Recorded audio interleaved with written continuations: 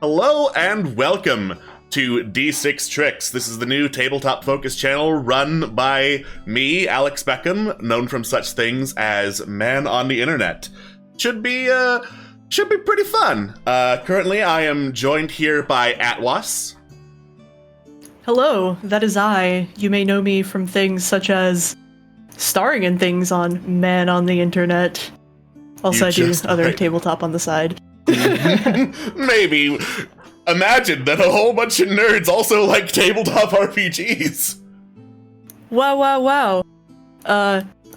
Yeah, so probably talk about that end of stream.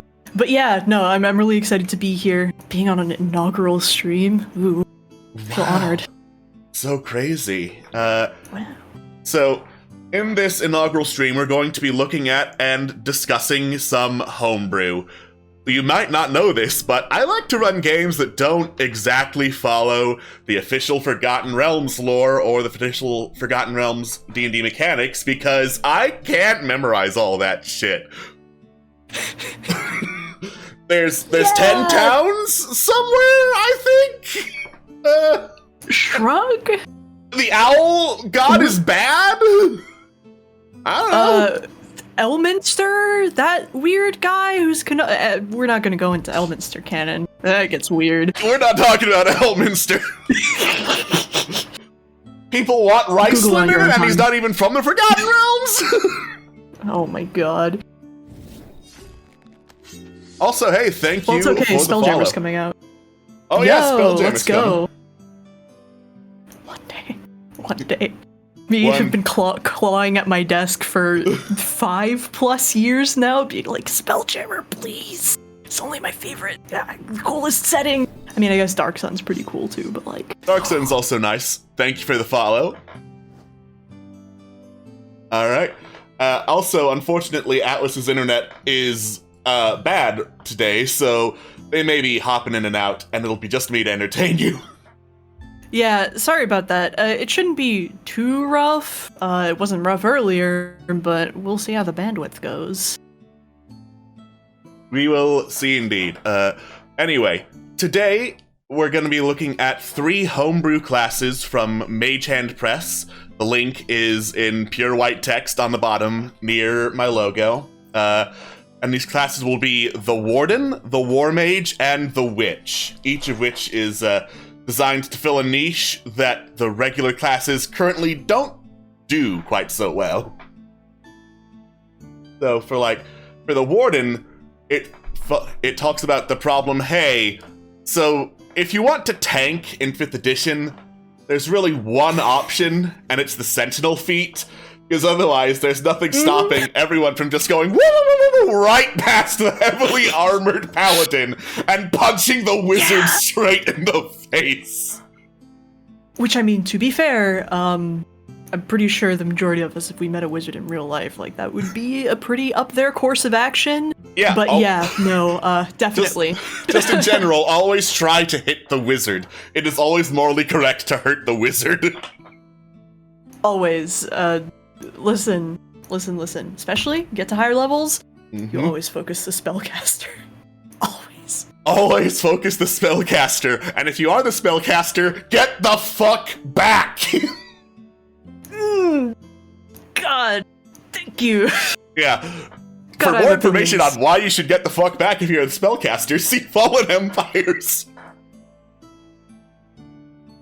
I love all the characters very, very, very dearly, and I love the players very, very dearly. The crew was often not very strategically not accurate, but a strategically strong, I suppose. I'm sure there's a better word for it, a better adjective, but yeah. So battles could get dicey.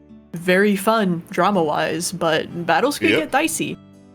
They could. The cleric is not a melee class.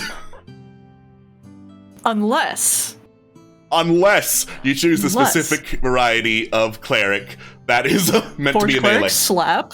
Yeah, Tempest Clerics cleric also slap. Yep, that too.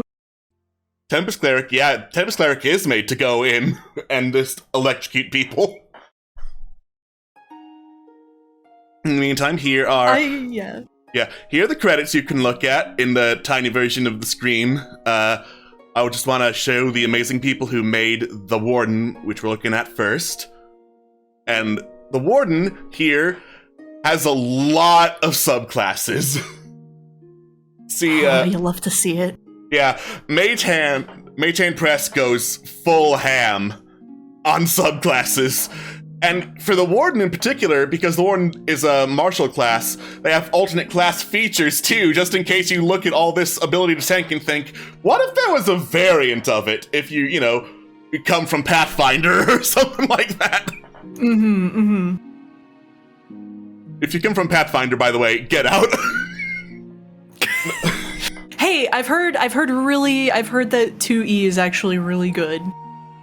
I've heard. I haven't looked at 2E, but almost anything should be better than 1E, basically.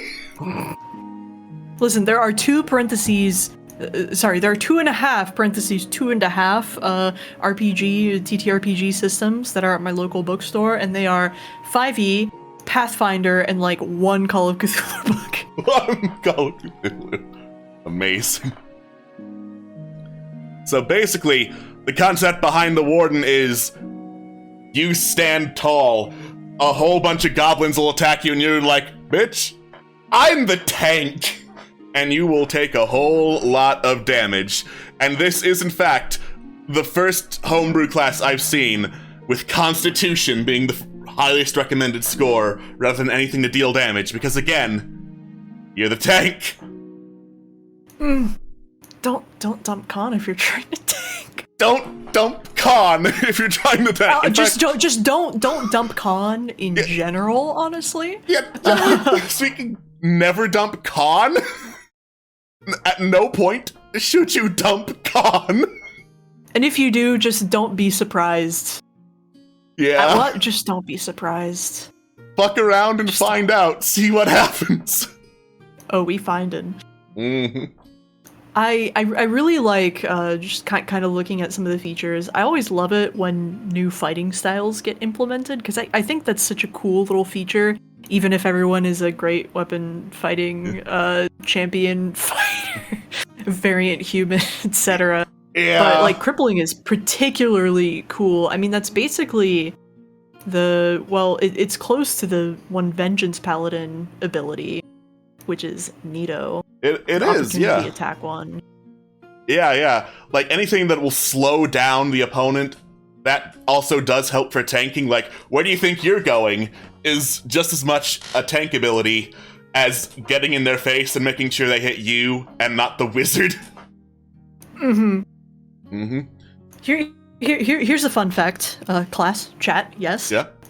My very first D&D character ever was, first off, 4th edition, so you know it's good already, but was a Warforged Warden. Why? The Warden seemed like a really cool class. So 4E kind of did the thing where they divided up a lot of the classes into kind of like, you have your arcane classes and your more natural ones, and then also the more word hard. I think Divine and Primal were the other main ones. Divine and Primal, and like every single base class was also kind of had a counterpart in each one of those things. So Warden ended up being the kind of the primal paladin sort of thing, and they focused a lot on like battlefield control and being a tank. So I'm personally interested in seeing how much this one kind of matches up with what I recall from the 4E Warden. Yeah, absolutely. Also, thank you for the follow, Ragnar. Hope to see you again in a stream where you can make it. So far, Warden's Grasp in and of itself is the ability that makes this a tank. Like, oh, you want the Sentinel feat? Okay, here it is. Bonus action. You stop moving, but every creature that's not a giant, basically, within 5 feet of you, has to disengage in order to do anything. And the vast majority of creatures don't have cunning actions, so there you go. That is fantastic as a tanking ability, honestly, because no other class has that kind of crowd control. No other class can mechanically do that to make you run away from the raging barbarian and smack the wizard. God, that it's a very good. Like I can see, well, especially because it's in particular kind of a well, it becomes more of a quote unquote aura. Great in team fights. Good thing that nobody gets to high level D&D. I mean, 14th level. What the frick is 14th level? Yeah, 14th is kind of up there for a upgrade on a class feature, in my opinion. Yeah. What are we doing? Playing Dungeon of the Mad Mage in here? Whoa, watch out! Right? Like, who the fuck gets to 14th level? It takes, like, looks at watch. I don't know, like, 3 years. 3 years? Yeah! Like, man, I don't think you not you, but chat, I don't think you can understand how many fucking times I've played levels 1 through 5 of D&D 5e. Yeah, those are the most common. Lower levels are cool, particularly level 1 is pretty interesting, just in terms of how it differs from the playstyle that you get at any other level, basically. But like, man, I just want to play like mid to high level D&D just because you get cool shit. Yeah, I want to bring down the wrath of God upon my enemies. Thank you. Like, I want to go absolutely batshit bullshit insane. I want to be like kick flipping off of walls and doing all sorts of wuxia? I don't know how to pronounce that. The monk shit. Yeah, kung fu. Kung fu. But yeah, no, I personally 14th is kind of up there, but I guess it could make up for it in terms of how often you get other features. Could, yeah. Looks like there's a decent selection of other features, just baseline, even before getting to the, like, 20 subclasses that the Warden has. Oh, really quickly, I will say, it's a little better. I didn't quite catch this because I'm so used to being like, oh, you can only do this so many times in a short rest. No, it's just as a bonus action. Always. Yeah, constantly. as a bonus action, yeah. straight up. I feel a little better about it now, but still. Absolutely. Other bonus action you can take, mark a creature so it has disadvantage against any attack not against you. Also, solid tanking opportunity, hit me, damn it. Bonus action, and not using, like, a first level spell slot to do that. That's just outright negates compelled duel, basically. I think the Mark 1 is actually straight up a transplant from 4E, if I recall correctly. They had one of those. So, looking up there. Which is good, I liked the Warden class. Anyway, sorry. Warden's good, allows an additional attack, and then when you have hit points less than half the maximum, which should be fine to get to because it wants you to main con for this class, you straight up have resistance to bludgeoning, piercing, and slashing. Oh, that's so fucking good. This is really damn good as a class, and we're at 3rd level. Man, catch me being like, maybe I'll play like a rogue spellcaster type the next time I play D&D. The Warden walks by. Ooh. The Warden appears! Ho ho ho. I have a type. That type is paladins, life clerics, and other tanky bullshit. Yeah!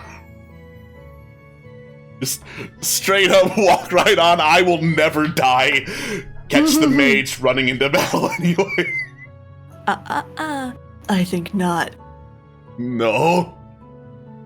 Alright.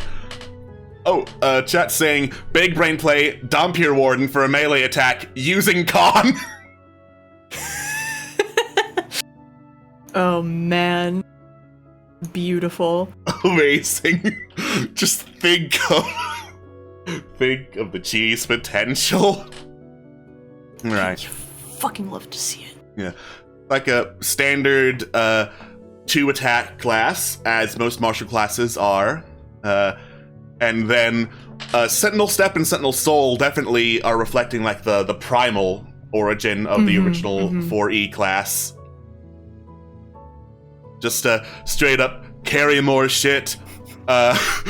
Charge into holy shit! Thundering Charge? It's so good. I love that. Why would you pick Holy anything but shit. Thundering Charge? Plus 30 speed the first round of combat and advantage on first melee attack. Oh my god! I will say, if I want to be a little stinker and trivialize any surprise thing ever, then Wild Blood's there. But, god, Thundering Charge is just stupid. The thing about stuff like Earth Strength is that I don't think I'm sure this is different for many people, there are many different tables, but I don't think I've ever really been in a game that really puts emphasis on, like, carrying capacity and stuff like that.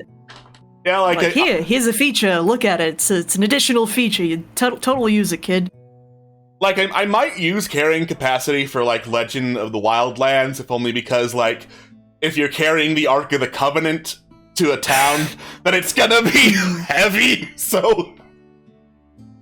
Well, yeah, and that makes sense, but that's because you've kind of, at least, I don't know how much the chat knows, but you've established that game as a very, I don't want to say like looter-shooter type thing, but like a lot of emphasis is placed on equipment specifically. So there's that going into it. It's not like you got stuff going on that isn't just a base 5e, which thank God. Yeah. You gotta have a little bit of spice to base 5e. 5e. Yeah, and then Undying, 9th level, straight up, that's the half-orc racial feature. 10th level, straight up, you can eliminate one attack from multi-attack.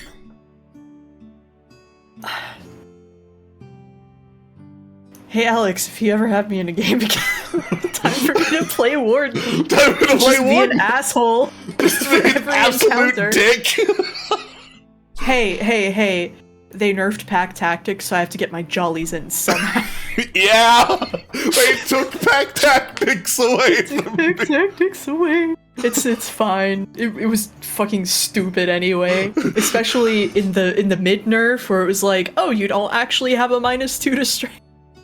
Yeah. Anyway. Alright. And then Sentinel Soul, some more primal flavor bullshit. Eyes of the Mountain. Paladin shit. Yeah, never be surprised again. Eyes of the Mountain.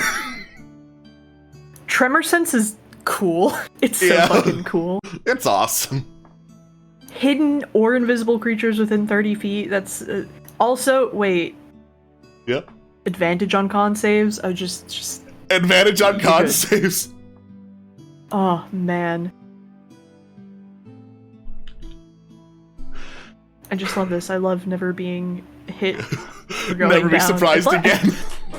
God, I love being good at things. This is a class. If you don't want to play rogue, this is how you're good at things. This is how you get good at things. Anyway, the Champion's Call. So these calls are the subclasses, and Mage Hand Press, as I mentioned, goes full ham with subclasses. There are, I'm just checking the list off to the side here. 1, 2, 3. There are 15 subclasses for the Warden. That's more than clerics get, and clerics get a lot. Clerics get a lot. Chat's asking, what are the downsides? Downsides are you don't cast magic. But I'm sure. Yeah. That there are subclasses with magic, if I recall correctly. Yeah. Yeah. Mm-hmm. But anyway, downsides are you're the tank. You're there to take damage, not to deal it. Like, almost any other martial class basically has a way to deal more damage on their turn, and the Warden doesn't, really? Like, most I could think of is, like, oh, at 11th level you can make an additional attack against a marked creature. Oh, great, wow, 11th level. See you there, dipshit.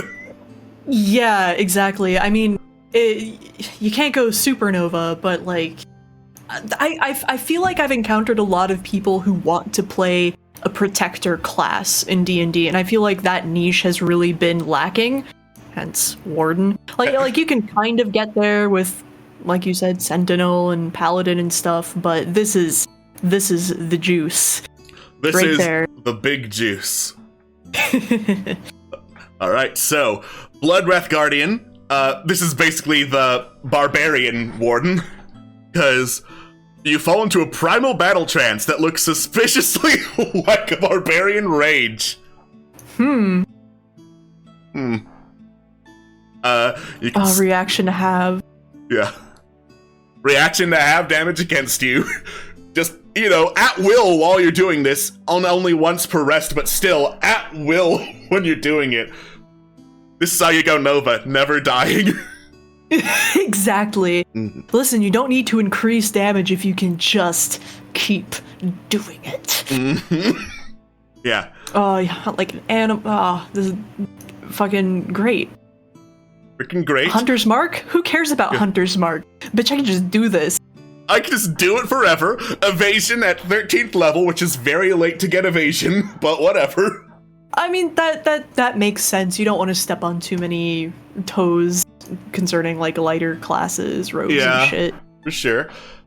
And then, Form of the Primal Beast is a very... It's fucking sick. It's freaking sick, 20th level, so it's freaking sick, but you'll probably never get to play it. Yeah.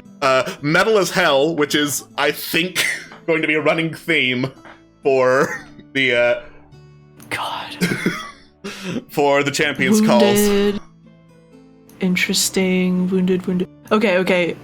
Just reading the description of Form of the Primal Beast, I simply must make this comparison.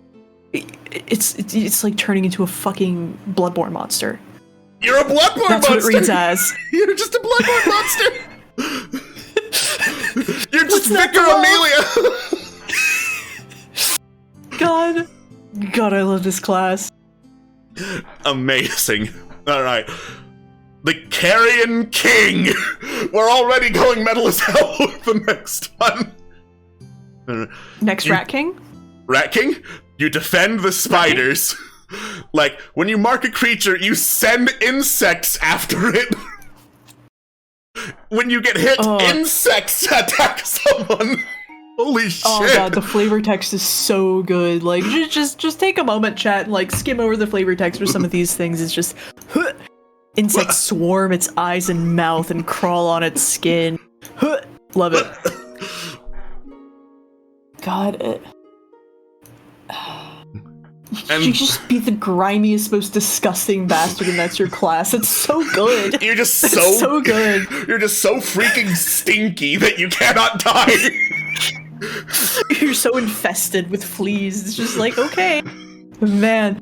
That's the other thing. I was kind of flipping through some of the free stuff on Mage Hand Press's blog, and just so many of the subclasses are so evocative of very different archetypes. Absolutely. Like, oh god, I think I was looking at Warmage, and there were a number of things where I was just like, so like hot Jedi shit? Hot Jedi shit, yeah. Hot Jedi shit. Lord of the Flies, what a good name. Lord of the Flies. This is a freaking amazing subclass, just thematically, but also like, effectively, mechanically, using D4s to just reduce basically any roll the opponent makes. That's really good. That is really freaking good. Yeah. Like, this, I mean, at least for me, I don't want to be ranking these against each other too hard, because we might be here forever, because there's 15 of them, and I might change my mind forever, but this blows Bloodborne out of the water, honestly, in terms of subclass choices. I crack out my notepad and I start making a list. Alright, where's Alex putting these? Alright, where's Alex putting these so I know what to do? Alright, gonna be a stinky boy. Just absolutely filthy, rank, rancid, one might say. The stinkiest thing. God. Alright, a Trailblazer. Going more for the primal aspect once again. So you straight up charm people when you make a mark with them at 3rd level. Again, a Warden's mark is just a bonus action, so there is 0 limit to how many times you may attempt to charm. What the fuck, man? I will say, kind of paying attention to how... There are a lot of things on a bonus action which I think is a very good thing. I mean, personally, I really enjoy having to do like the little D&D chess thing with combat and be like, oh man, I have like 3 bonus action options and this react, blah, blah. So I think it's really good that they're stacking things on that action economy instead of just being like short rest, long rest. Boring. Super sucks. Bonus actions are amazing. Spell resistance? Spell resistance, Sorry, 13th that's level. Stupid. I mean, it's not magic resistance, but spell resistance, it's still stupid. Speaking of punching wizards. Speaking of punching the wizard, yeah. This is just fuck the wizard. You can teleport half your speed to just screw over the wizard in case you don't want to walk places. God, you'll love it. Misty Jaunt, that's so good. Misty Jaunt. That's just your movement too. Oh my god. And teleporting means no attacks of opportunity, just fuck you, buddy. Fuck you, buddy. Then Archfey of Majesty, whole lot of charming, whole lot of teleporting. Looks alright. Honestly, while I like that this subclass doesn't have things to compete with action and bonus action a whole lot, it's not as powerful as just denying attacks as Stinky Bastard is.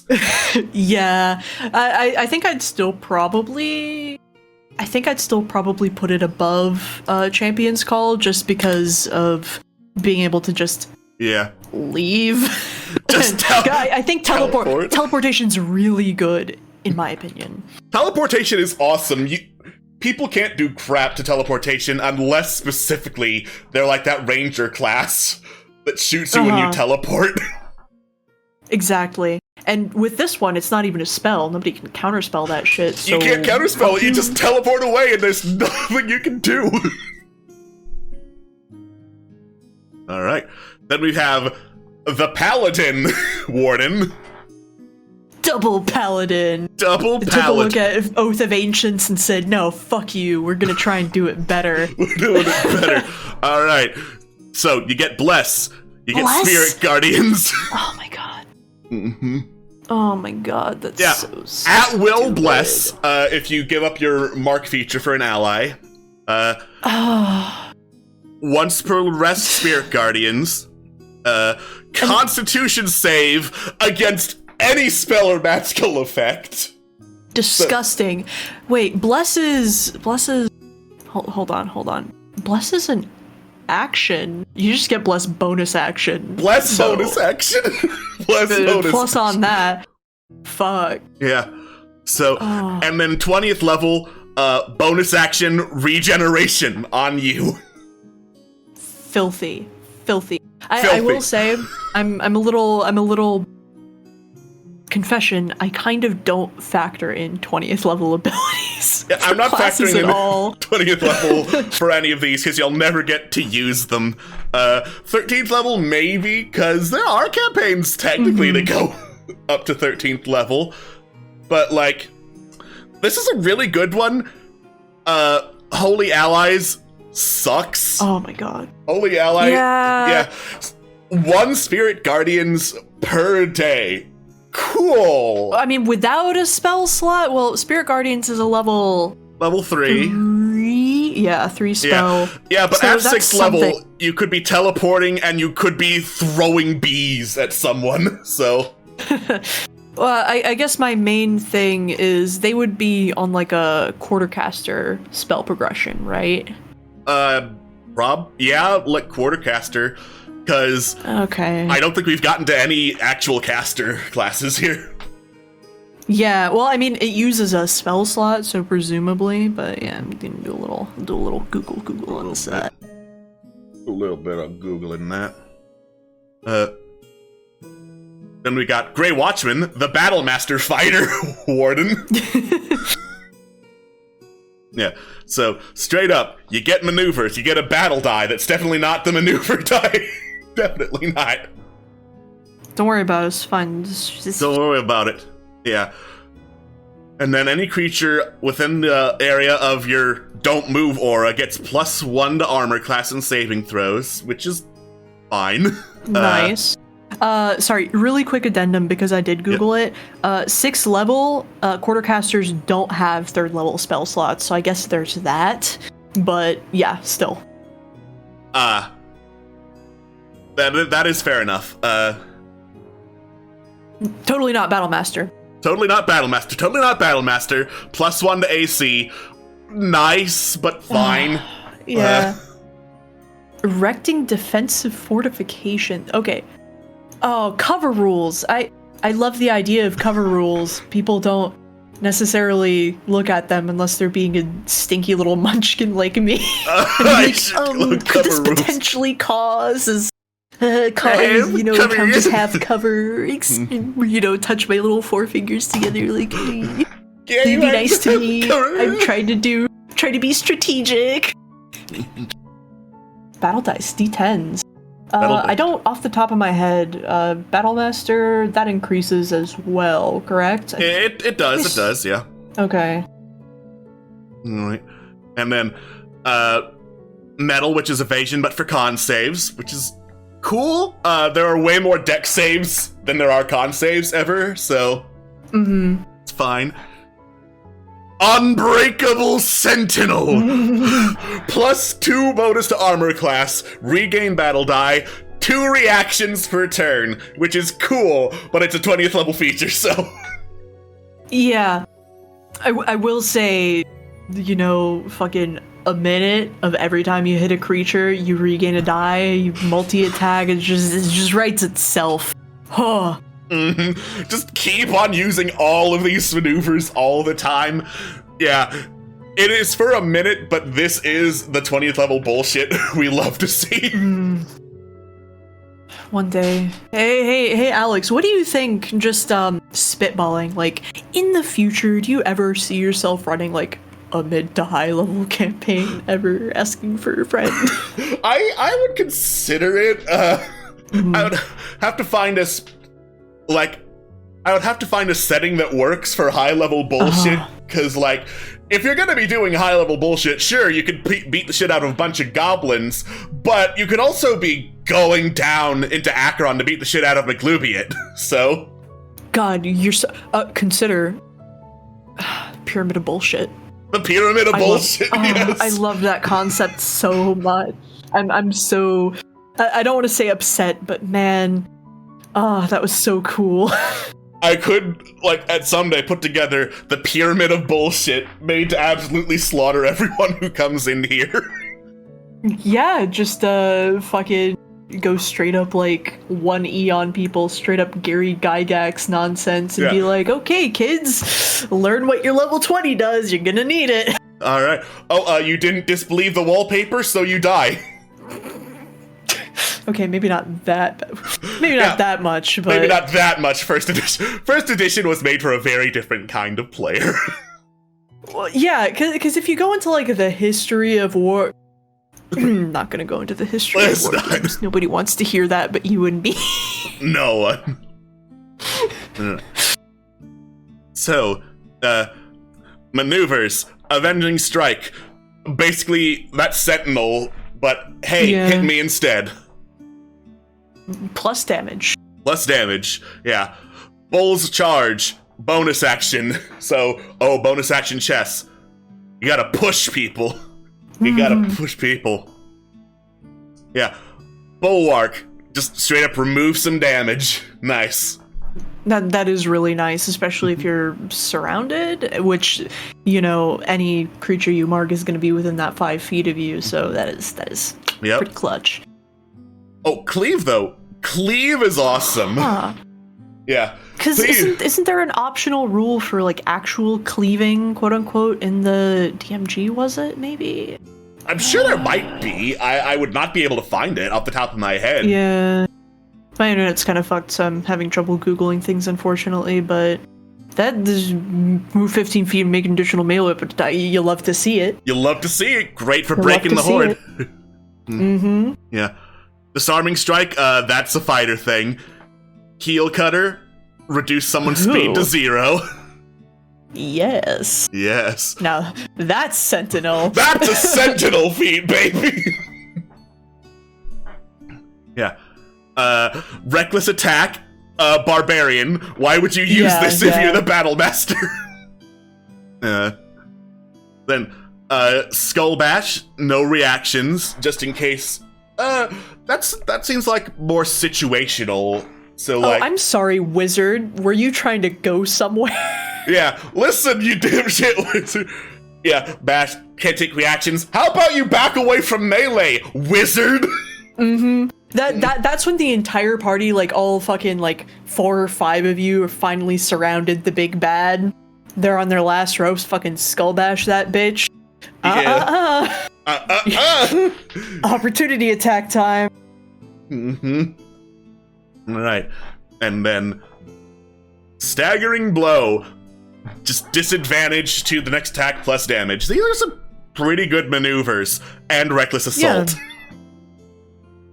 Yeah. It does seem like this one kind of in particular, it's got sort of this odd balance between, because a lot of the maneuvers are very single target, but also benefit when there are multiple on your side. I don't know. It's an interesting form of battlefield control, I suppose. It has a whole lot of battlefield chess to it, so you could be prepared for a lot of different situations, but how often they come up is not really in your control. I like this one. I would put it so far at number 2, above Godsworn and below Stinky Bastard.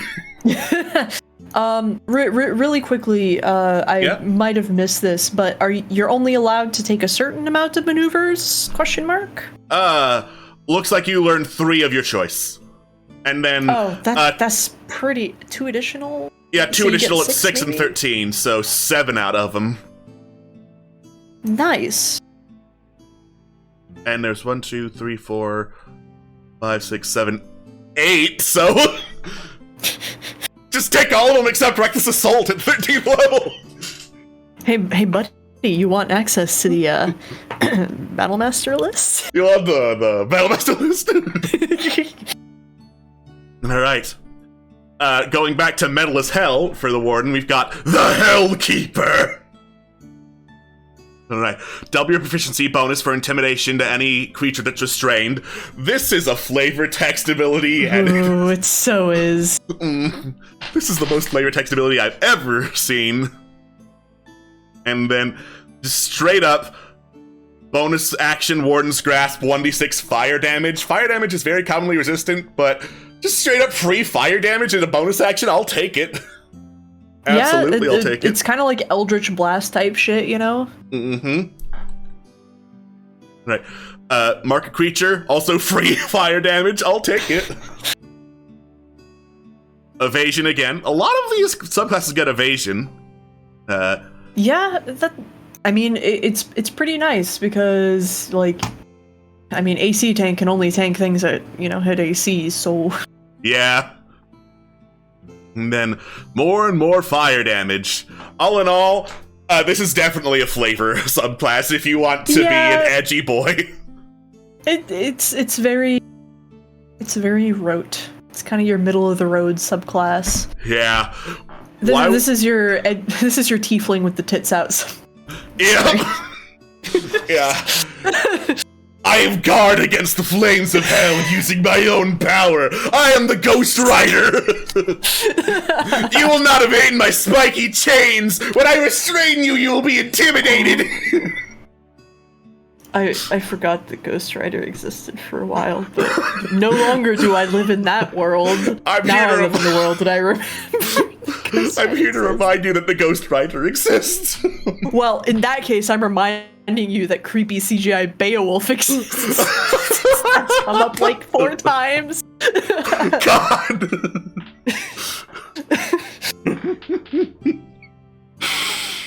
Anyway, ice. There are not nearly enough classes and spells that are ice themed, and I think that's not cool. Yeah, that is a crime. Iceheart Bastion, aka I'm gonna take this and go through Rime of the Frostmaiden and frickin' take that. Difficult terrain from ice. What difficult terrain? Yes, we just love things that constantly trivialize any sort of environmental thing. Traversal? No, sorry, that's not it. Sorry, D&D, I'm gonna go off on a little bit of an opinion thing. Yeah, absolutely. Right here, please forgive me, but D&D loves to do this thing, or designers love to do this thing where they put in all these effects when it comes to adventuring and traversal, and it really kind of feels like almost an archaic sort of thing compared with how the majority of people play. It seems like it really kind of harkens back to that 2E hex crawler type shit that people don't really do nowadays. So you have all this stuff that's like, oh, this helps you with this, or this helps you with that. So on the one hand, it's like, okay, that's great if it helps you with that sort of game. But then on the other hand, it really just a lot of them just trivialize the fucking challenge if your DM is trying to run that sort of game. Read like fucking Thalia and Tomb of Annihilation. It's just like, fuck you, we're not getting lost. Fuck you, we don't have to deal with like food and water and all that. Like, it's fuck you. They're trying to make this happen. You can't just make exploration rules happen. Yeah, you gotta futz around with a lot if you want exploration rules to be worth anything in D&D 5e.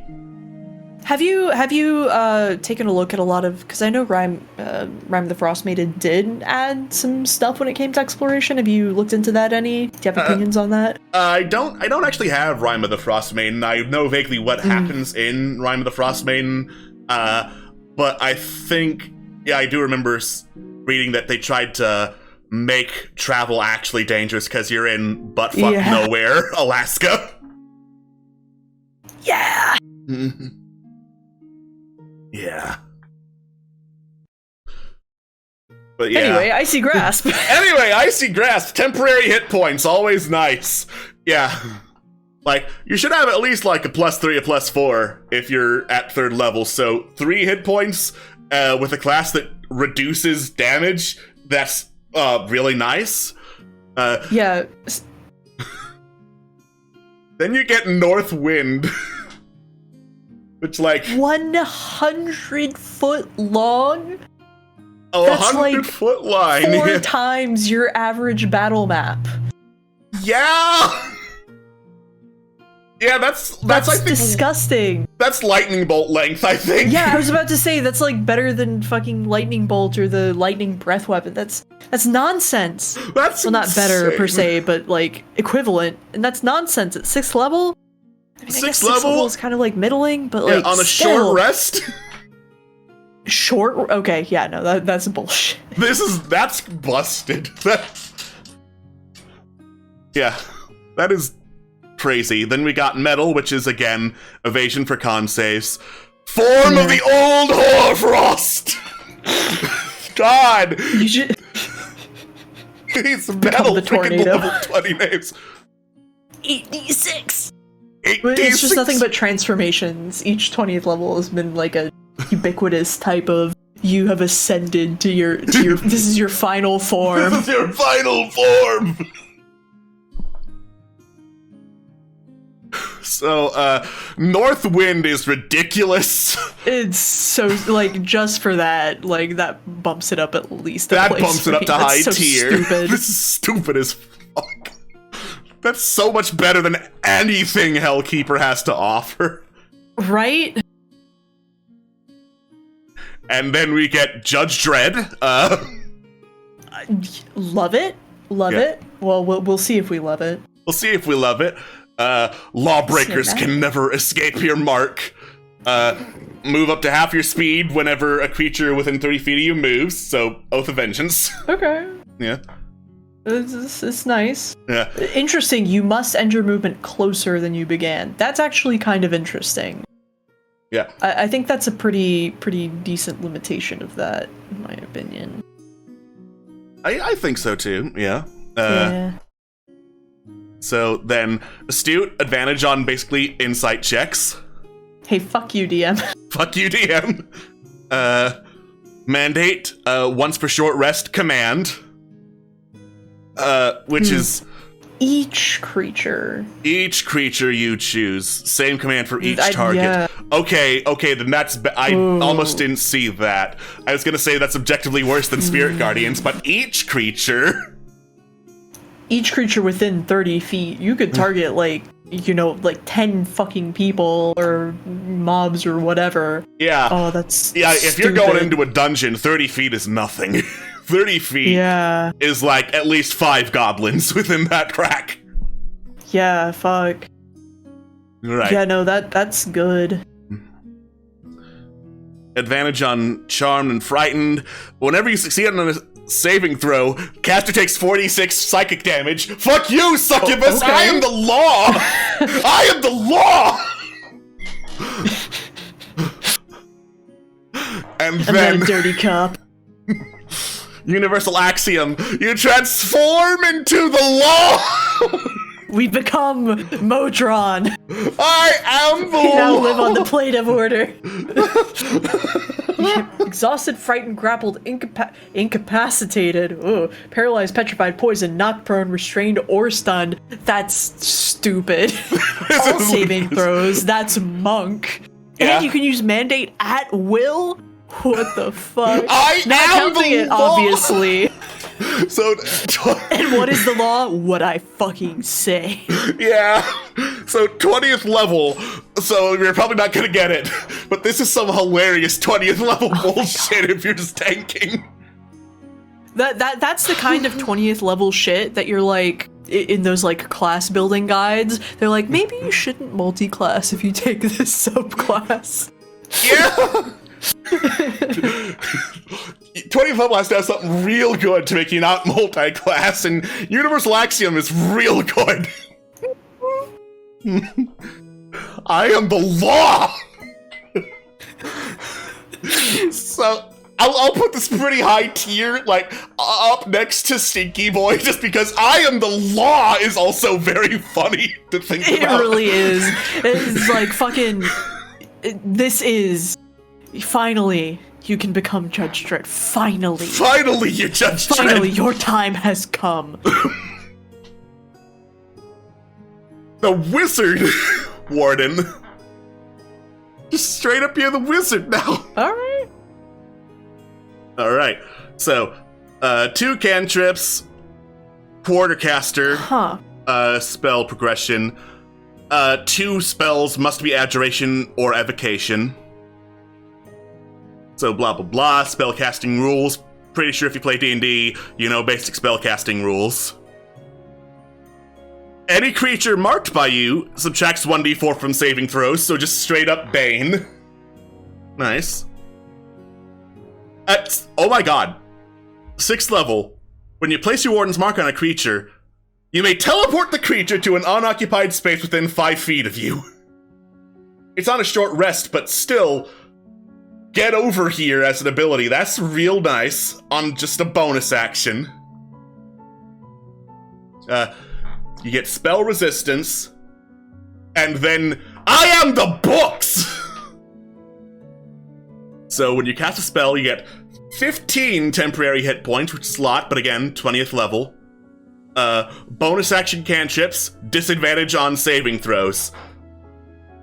This is again, it's only up to 4th level with spells, but this is a pretty good wizard subclass. I am the books, and I think Atwas is dead. That is most unfortunate.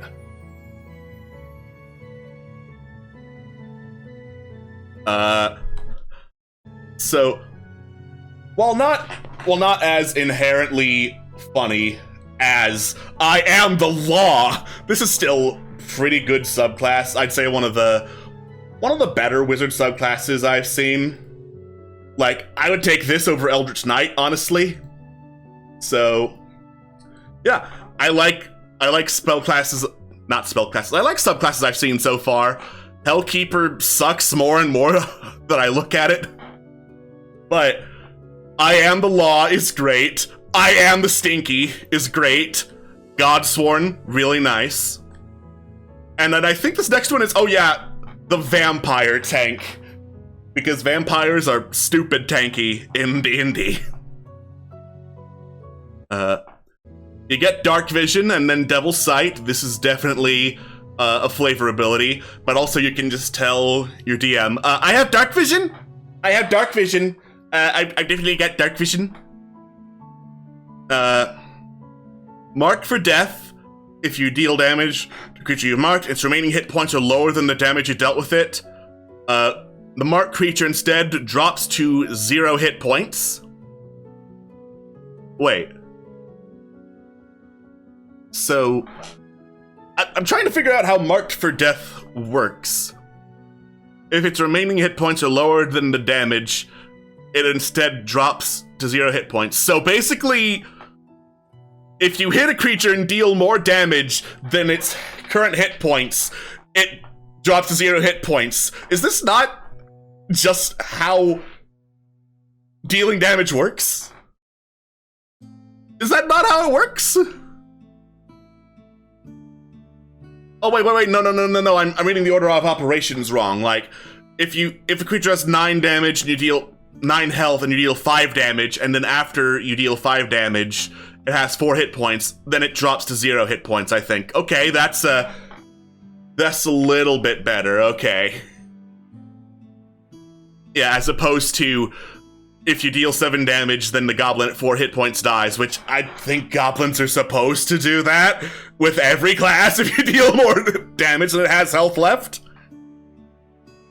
So, okay, this is a weird way to describe what Marked for Death does, but okay. Then, you're a buddy to undead, so basically Sanctuary. Oh, like, better Sanctuary.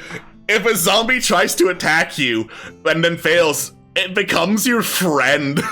Oh my god. This is very silly to picture for undead empathy. You're a vampire, you stare down a skeleton, and the skeleton just stops shooting you, gives a thumbs up because its wisdom save failed. That's amazing. Then, Evasion and Grave Lord for more metal as hell. 20th level. Immune to poison damage. This is the shittiest feature so far. Almost everything's immune to poison damage. Use Undying, which is... Wait a sec. Oh wait, Undying is a regular feature, not a thing. Yeah, 9th level thing. I'm bad at reading today. Once per turn, melee weapon, just straight up necrotic smite, and then gain temporary hit points equal to that damage. So, I'd say this one's fine. This one's an okay class. You get Dark Vision and Marked for Death, which does a little bit better Nova damage in specific circumstances. Undead Empathy is hilarious, because you make zombie friends and skeleton friends. It's very situational. I'm assuming you'll be fighting the undead, but like, zombie and skeleton friends are just an amazing concept to have. I'll put this one middle of the road. Not quite as funny to me as I Am the Law!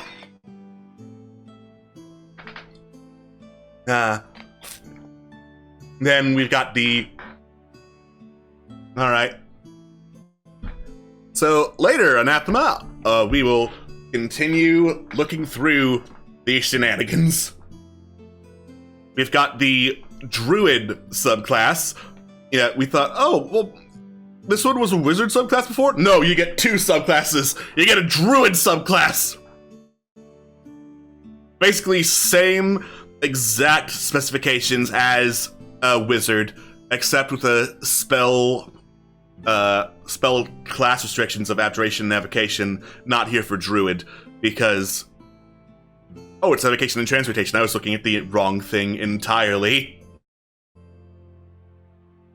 Oh yeah, that is a funny combo. You can't control the undead, just have the Warden walk up to them and make them friendly again.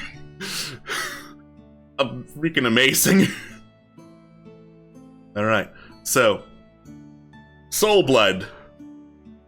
Mark a creature whenever it does damage. That is awesome. That is a fantastic feature. Holy shit. I love that feature. I'm not sure what it has to do with Druid, but okay, I'll take it. Whispers of Beyond.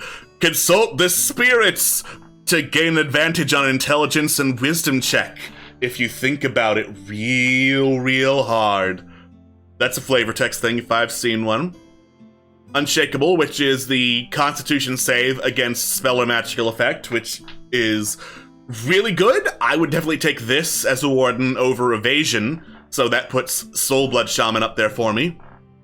And then Ethereal Watcher. This isn't the most metal as hell 20th level transformation I've seen, but as a bonus action, Etherealness, that's awesome. And then when you return from being ethereal, whenever you use Warden's Mark or Warden's Grasp, and then when you return from doing it, each creature within 10 feet takes force damage. Oh my god! Holy shit! Oh my god! Wow! You take force damage if you end your turn inside a creature or object and you're ejected into the nearest space, which is fine if you're a Warden with a whole bunch of hit points and long rest. That is... Unless I am misunderstanding how often you can blink out, in, and out of reality, Ethereal Watcher is great. Like, mechanically, this class is kind of all over the place, but Soul Blood Shaman is pretty good, honestly. I'm putting it in the top tier with the Law and the Bees. You can just keep marking people like, oh my god, wow, this is a pretty good subclass. It's hardly Bees level, but I would definitely take this if I was a Warden. If you want to go full dwarf, then we get Stoneheart Defender. I'm gonna guess right now that 20th level is you transform into your primal self and you're made of rock. Alright, so Warden's Grasp gives you +2 to armor class once you do the thing where it's like you can't move away from me, can't be shoved or pushed unless you choose to be, cannot be pushed, no, you're not gonna move me. You can use Warden's Grasp as an action to knock creatures prone, which is equal to the strength modifier. This is kind of a weird one. Like, almost every other bonus feature from the class is a number of times per short rest or for proficiency bonus, and then we get strength modifier, unless I'm dumb and just forgetting things. This one's weird. I'm not sure I like Earth Shatter super much compared to Roots of Rock. Then we get Con. Yeah, here we go! Summon the power of true Earth as an action, protecting yourself in an encasement of stone. For the next minute, you just straight up flat reduction to bludgeoning, piercing, and slashing, which is great, but 20th level, probably whatever you're fighting deals a lot more than that. Roots of Rock for the entire minute. As you move, you leave behind difficult terrain wherever you move. Unfortunately, no bonus HP. Damage reduction, great. Roots of Rock for a minute, nice. Difficult terrain, that seems like flavor. This seems fine. Better than a Hellkeeper. Wow, the more and more we go on, the more and more Hellkeeper just sucks ass compared to the rest of these subclasses. And then, okay, we had fire and we had water with ice. We had earth, now it's air. The Storm Sentinel. So, Lash from Above. Oh, this is a flavor one. This is really cool. It's a flavor one, but a really cool flavor one. You control a harmless bolt of lightning whenever you want. Oh, even if there are no clouds above you. This seems really silly, just really pettily, standing outside someone's house, making thunder and lightning happen. It doesn't do anything, but you just stare them down with a storm to show how pissed you are. That seems really funny. Thunder Blast.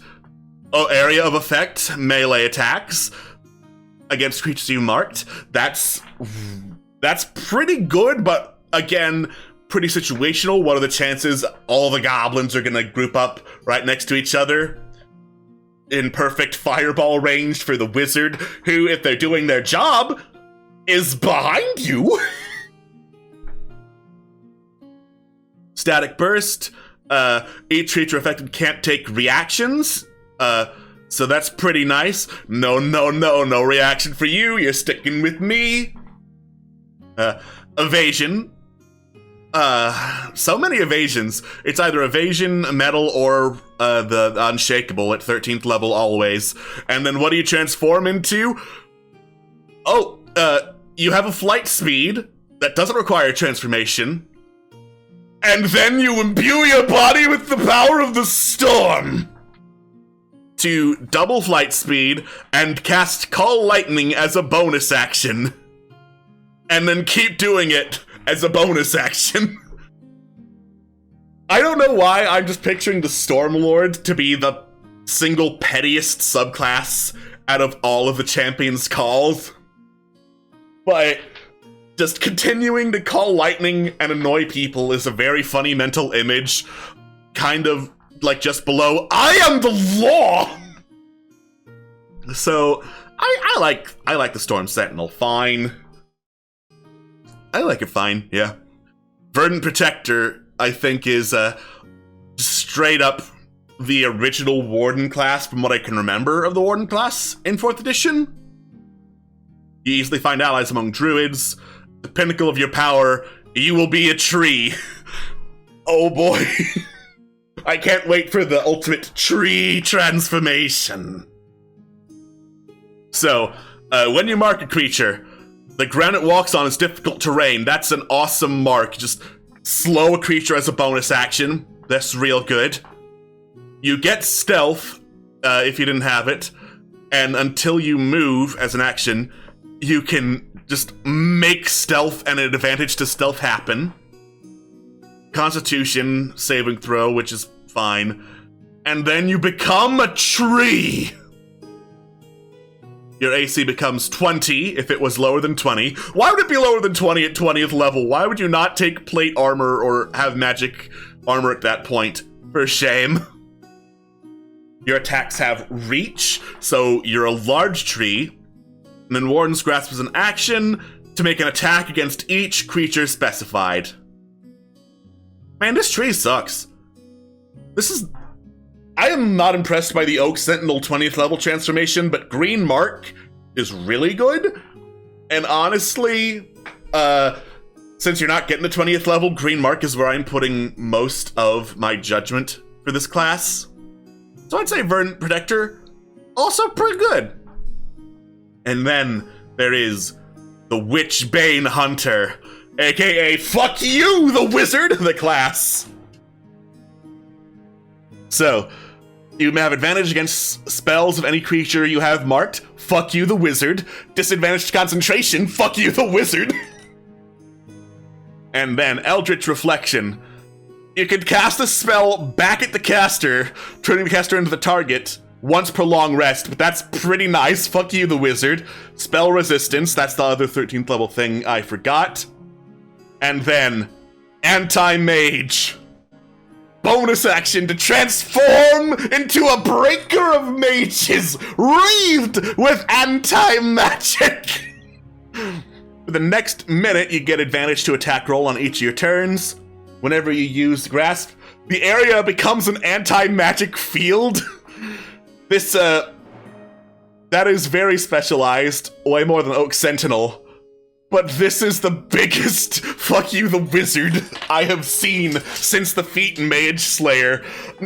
Just partner it up with that ranger subclass that also is fuck you the wizard, and wizards will not be able to do anything ever in their lives. Wizards will fear the day they invoke the wrath of the Warden.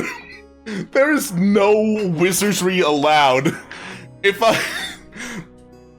This is why I should be very careful when I say what a high-level campaign would be, because I say you have to take down an arch-wizard, Hallister Blackcloak, and someone's like, oh, I'm the Witchbane Hunter! Fuck you, Dungeon of the Mad Mage! God. So, those are the subclasses.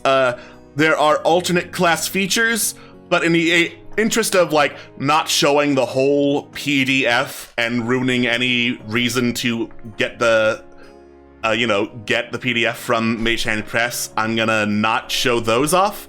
Also because we've got 3 hours and we already used 1 on the Warden. So, there are 3 questions I ask when I look over Homebrew. 1, busted or not busted? I would say that some of these abilities are busted, but not on the level of, as a cantrip, summon a Dracolich that's your pet, busted. Now, busted in and of itself is not a bad thing. Hell, there are definitely Player's Handbook official spells that are busted. I'm looking at you, Fireball. I'm looking at you, Silvery Barbs. So, I would say Warden is at the level of busted that can compete with the busted in the Player's Handbook. Second question, would I allow this at my table? I would say yes. I would say yes, if only because if someone wants to be like, I want to play a tank, I cannot honestly say, alright, you have to take this 1 feat, and that's your only option, because D&D is a game of options.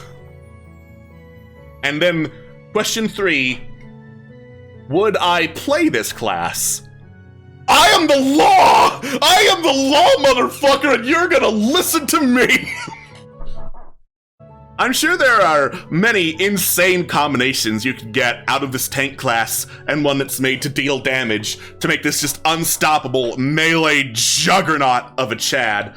But looking at the class in and of itself, and its transformations of I am the law, this is a pretty good class. I would let it happen. Now that being said, we're here to look at 3 classes today. And the next one is the Warmage. So, when you think of the Warmage, you might be thinking of, oh, it's like the Magus class, the mage that can wear armor and use weapons while casting spells. 5th edition has been a lot looser with armor rules and what you can cast in them for 5th edition. So, like, even if you're the mage, if you're wearing heavy armor, you have disadvantage on spells. Why are you wearing heavy armor if you're the mage anyway? You're not proficient in it. And then we have the credits here of some very nice people. Take a look at them, appreciate them and their hard work as we look over and see if it's busted or not busted. Less subclasses here, but the Warmage does have spells. And specifically what the Warmage has is cantrips. The idea of the Warmage is they are really good at cantrips. They specialize in those. Leveled spells are for nerds. You are masters of strategy. Also, playing with Arcane Spell Failure and me, you have a mean as hell DM. I am so sorry. So, Warmage, blah blah, strategic genius. I hope you're as intelligent as the character you're going to play, cause you need to think of a whole bunch of cantrips for a whole bunch of different scenarios. So, class features. Obviously, intelligence should be your highest feature because you're playing a magic caster with intelligence, and if you dump con as a Warmage, then you were going to die, so that's secondary. So, Arcane Initiation gets you 2 free cantrips in addition to, how many? 4, so you get 6 cantrips to start with. That's about as much as the Sorcerer, but 2 are selected for you. Why would you pick True Strike as a cantrip? I'm hoping True Strike gets better for a Warmage than it is for anyone else. Then, Arcane Fighting Style. I like the idea of Arcane Fighting Style to complement the martial fighting styles. Only Warmage is gonna get it, but it'll work pretty well to help I don't know what I'm saying. I say words sometimes and have no idea where they're going to end. Fun times. So, spell save DC increases by 1, just flat bonus, always nice. Bonus to armor class with mage armor. +1 bonus to attack roll and ignore half cover. Can we have cover, please? Do we have cover?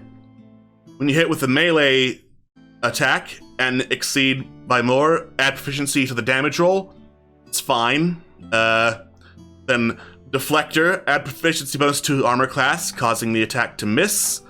So that's basically shield at will, and that's pretty nice. Well, I would definitely look at Deflector out of all of these, because staying alive is best in any situation. You might think, oh, but what if we could do more damage? You can do more damage if you stay alive, is the option. And then Warmage Edge, you can improve 1 damage roll, add intelligence modifier to the roll of a cantrip. That is super nice. And then you get additional dice of cantrip damage, as shown by a bonus dice. So, up to 3rd level when you get to 17th level. So, just super damaging cantrips. That is awesome. So at 5th level, you can enhance the damage to deal 3d10 plus intelligence. So just continue escalating the cantrips. This is nice. It's also busted. Like, cantrips and multi-attack are escalating in how many attacks and how much damage you have to, you know, balance the average damage you can use without expending a resource. And Warmage Edge just straight up says, okay, we're gonna make cantrip escalation better. Keep going. Keep being better. At 2nd level, this is freaking amazing as a feature, and every Warmage gets it. Yeah. Add additional cantrip damage to the damage roll. I'm assuming per Warmage level, but reading, it doesn't specify that, so you could be casting a bunch of Eldritch Blasts at 2d10 per blast, holy shit! Oh my god! Warmage Edge is one of the best 2nd level features I've ever seen, up there with Action Surge, holy shit! And then we get Warmage Tricks, so looks like variants of the like Warlock invocations with Warmage Tricks, so we're going to be looking through a whole lot of those. Warmage House, which is subclass, abilities to improvement, Arcane Surge, at 5th level, where you already have an additional damage dice. You deal twice the damage dice! Hello, Atwas, welcome back! Atwas? Atwas? Oh no, Atwas is still dead in my Discord. R.I.P. But anyway, hello? Oh, I heard something. Oh, here we are. I gave up. I'm on my mobile hotspot now. Fuck it. Ah, frick. Yeah, sorry about that. Tethering tonight. We're tethering tonight, boys. Anyway, we went through the rest of the Warden subclasses. The only thing that was as funny as I Am the Law is if a zombie fails to attack you, it is now your friend on the vampire subclass.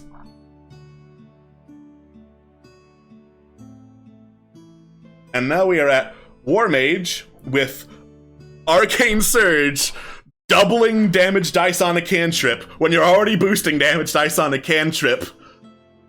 And that's just fucking insane amounts of damage from a single firebolt, and I'm sure there are other cantrips here, because Warmage specializes in them. Alright. So, Tactical Insight. Add intelligence modifier to saving throws you make against spells and magical effects that deal damage. So just... oh, damn, it's still bad for Atwas. Oh, shit!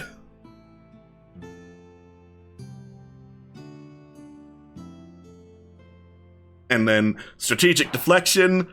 Just choose another target creature, and they get hit by a spell instead. 20th level, Master Warmage. If you cast a cantrip which deals 4 dice of damage, it instead deals 5. If you makes 4 attacks, it instead makes 5 attacks. So just more and more cantrip damage. Warmage is insane with cantrip damage, oh my god.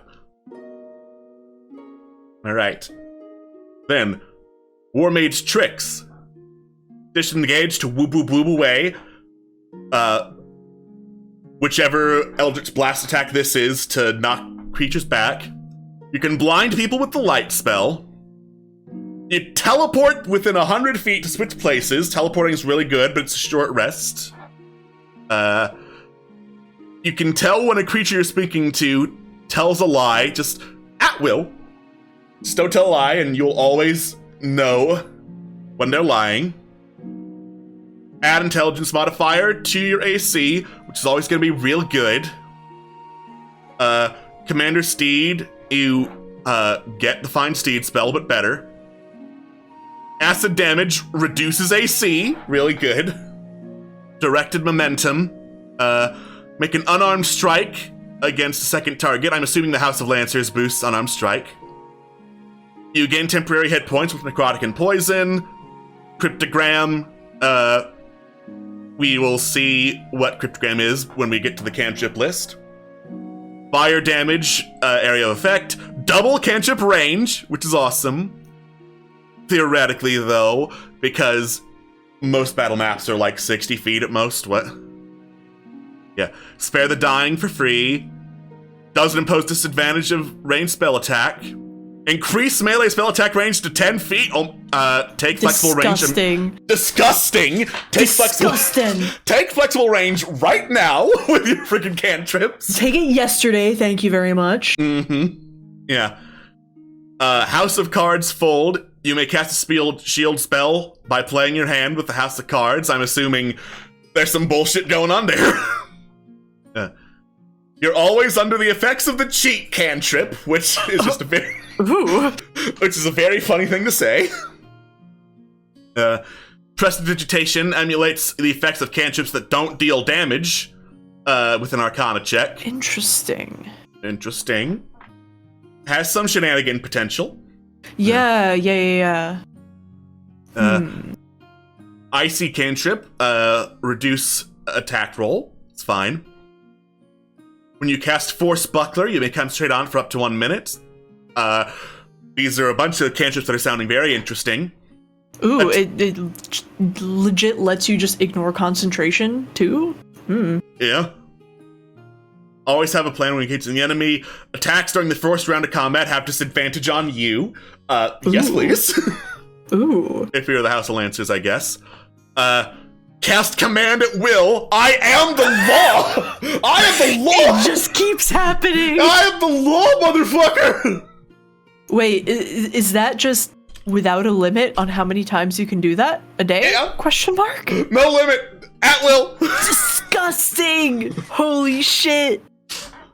Yeah! Oh, man. Fuck base D&D. All my homies hate base D&D. We homebrew only now. Yeah, we just playing Warmage and Warden all day, every day. Shit. Yeah. You can punch someone with a mage hand. This is very funny to me. Oh, that's so good. Minor illusion can become partially real with shadow stuff. Ooh. Mage armor at will, no spell slot. Yes, please. So, mystical athlete. Gotta jump and run fast. Yes. Mystical weapon master. Each of your turns, when you roll a 1 for an attack with force weapons, use new roll to re-roll the die. Then, detect magic at will. Phantom grapnel bonus action. Yeah. Mending, but better. If you have a 1 or 2 and the die of fate, you keep the die instead of giving it to the GM. Yeah. Time to mail you one of my dice. Time to mail one of the die. Alright, hey, you got a fate die, so I'm gonna need that from you real quick. Oh shit, oh fuck, oh geez, sorry, is FedEx fine? Can you sign for it? Sure. Yeah, so rolls 1 on a saving throw, deals double damage as if you got a critical hit. Pretty nice. That is pretty cool. I like that. Didn't you have something in your homebrew rules for Wildlands game for crit hits on spells? Am I recalling incorrectly? Crit hits on spells is basically if it's a cantrip and you roll a 1 to cast the cantrip, like if you roll a 1 to hit with Firebolt, you just can't cast Firebolt next turn. Okay. Gotcha. Which for a Warmage will never be a problem, so... Yeah. And then signature focus. Pact of the Blade, basically. Silent cantrip. No one can hear the thunder damage scream. Right. Requires a single spell attack roll. You can select multiple creatures and make a spell roll against each. Okay. For 1 damage die per target. For the number of damage die each damage die deals. Along with boosting the damage of the cantrips already. Taking this, yes please. Yeah, right now. that's nice. That's really awesome. Well, what if we take what you can do with Magic Missile, but everything? But everything. Firebolt Missile. I mean, I guess, like, cantrip damage doesn't scale that often in terms of how many damage dice you add, but two is better than 1. Like... Alright, but consider, I'm going to scroll back up to Warmage Edge. Thank you. Sorry, I was in mobile hotspot land. Yeah. So, starting at 5th level, and as you gain levels in this class, you also add additional dice of cantrip damage to the damage roll. So, straight up, instead of 2d10, at 3rd level, at 5th level, you deal 3d10. Filthy. So, That's so 5d10, 6d10 firebolt damage. Disgusting. And then 10th level True Strike. You may concentrate on True Strike. Wow, the first time you would ever take True Strike ever in your life. Ever, at any point, would you take True Strike? I hate how bad True Strike is. I'm out here, like, racking my brain, doing 4D chess, trying to figure out a single fucking reason to take base True Strike, and I still couldn't do it. Yeah, there's never a reason to take True Strike. The easiest way to fix True Strike is make it a bonus action. God, right? Exactly. Like for a lot of it, I'm like, oh, you know, I read the description. I'm like, this isn't too bad. I was assuming it was a bonus action because that made the most sense. No, it's an action. Also, chat over here. Oh, sorry, go ahead. No, go ahead. Oh, chat over here. Wait, if the Mage Hand is invisible due to, say, telekinetic, could it count as an unseen attacker? Most of the things that, like, require you to not be seen, I'm thinking, like, are you trying to be cheeky with sneak attack here? I'm pretty sure you have to be the person who's hidden as opposed to, like, the source of the attacks. I don't know if that would fly. I don't think the Mage Hand I don't think the Mage Hand has rogue levels. Mm-hmm. I mean, I could kind of see it if you're, like, looking through a keyhole and you cast... God, that'd be the dumbest fucking shit. You're just, you know, in your room trying to do, like, hot, evil shit, and, like, all of a sudden you just get slapped across the face because some idiots at the keyhole who can, like, technically see. They're like, in a tree halfway across the yard with binoculars, and since they can see... Anyway. Someone has an arcane eye in your room. Oh my god. Either bonus action with constant... Okay. Yeah, alright. Yeah, no. Listen. All of these classes are all about cheesy bullshit. I love it so much. We don't do cheesy bullshit. Alright, so anyway. House of Bishops. Have actual spells, idiot. Oh. Yeah. And then, find familiar with special forms. Imp, Pseudo Dragon, Quasar, Sprite, which I think is Pact of the Chain. Yeah. Yeah. Yeah. I was about to say, with the tricks, this is like fucking Warlock with extra steps. It's Warlock, less extra steps. Actually, yeah, less extra steps. Less extra steps. Alright, so, when you cast a Warmage spell, double spell range, double damage. Action. Only to objects, though. Only to objects, yeah. Then, the Evocation Wizard ability at 15th level. That's pretty nice. Yeah. And then, a bonus action, you can spend a number of spell slots with a combined level 6 or more to regain a use of Arcane Surge, which doubles cantrip damage die. Filthy. Filthy. I mean, I guess those are some higher level or a lot of spell slots that you have to get rid of, but like still. Yeah. Still, if you only have like support spells, it's like, fuck it, we need damage, let's go. And you don't really have a lot of spell slots as a bishop, though. So yeah, so I guess you'd have to, because you really get that consider at it. 18, was it, or 16? 18. 18. So you'd have to nuke a, third, 2/3, or 3 2s. I think that's pretty balanced, all things considered. I like think that's that's not fine. too bad at all. Yeah. I do the House of Bishops. I would play them. Right. House of Cards. You gain proficiency with Deception, and you get a deck of cards. You have to have a playing card deck with you at all times when you play this character. Now you see me. David Blaine. Blaine. Thinking of that ancient fucking YouTube video. Anyway. When you target a hostile creature with the Warmage spell, you may play one or more cards to enhance the power of the spell. If the cards exactly match, then it deals some damage according to the thing.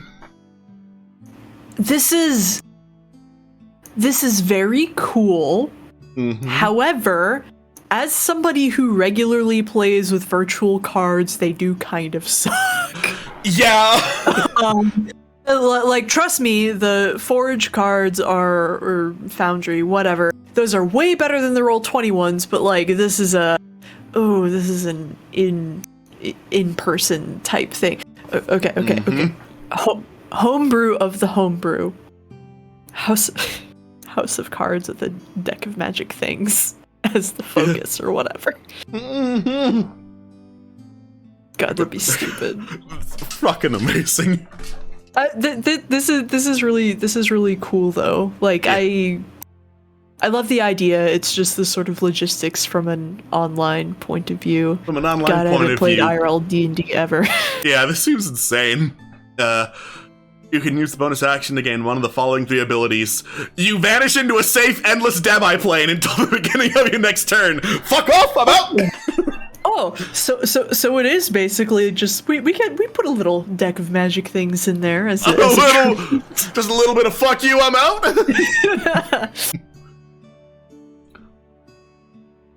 All right. Declare a suit. Ooh, that's cool. Yeah, declare a suit, and if you guess correctly, you can dash, disengage, or use an object as a bonus action.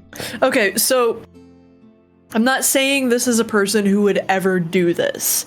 However, having established this is a class, that would probably be best played in person, and as a person who owns a marked deck of cards, I would kill you. I'm not saying that I would ever do that, but that is literally what comes to mind, which I think is really in the spirit of the class itself. Yeah. However, I'm just like, God, it would be so easy to game this bullshit in a way you could not do with dice. Like, very cool, very sexy. I would probably really want to trust the player to like. I would really want to trust the player. If they're playing this shit, I would not trust the player. Is the problem? You wouldn't trust me if I played deck of cards, even though I just said I have even though you just told me you have a marked deck. Yeah, I'll show you my marked deck, and then I'll show you the deck that I use. I say never. I have a fancy deck of cards, and I'll never be able to use it in real life. Yeah, and also, Pyro in the chat has an awesome point. This makes spellcaster turns take even longer as they try to make a hand to benefit the spells, when they also have to look at their damn spells. Oh my god. You see, it is expected. I'm sorry, I'm gonna get a little spicy here, my apologies, but it is expected that players have an intimate knowledge of their character sheet because that is the one thing that they have to keep track of, and that includes the spells that they have access to. Yeah. Yes. Yes. Yes. Any- But of course there are different circumstances and play styles, and different groups are different. People have different focuses on other things. However, dice. Love dice. Yeah, roll dice. Add some chaos to the world. Fuck over everyone. Once you expend a die of fate, it goes to the GM, who can use it to add it to a roll made by an NPC or monster, and then it goes back to you.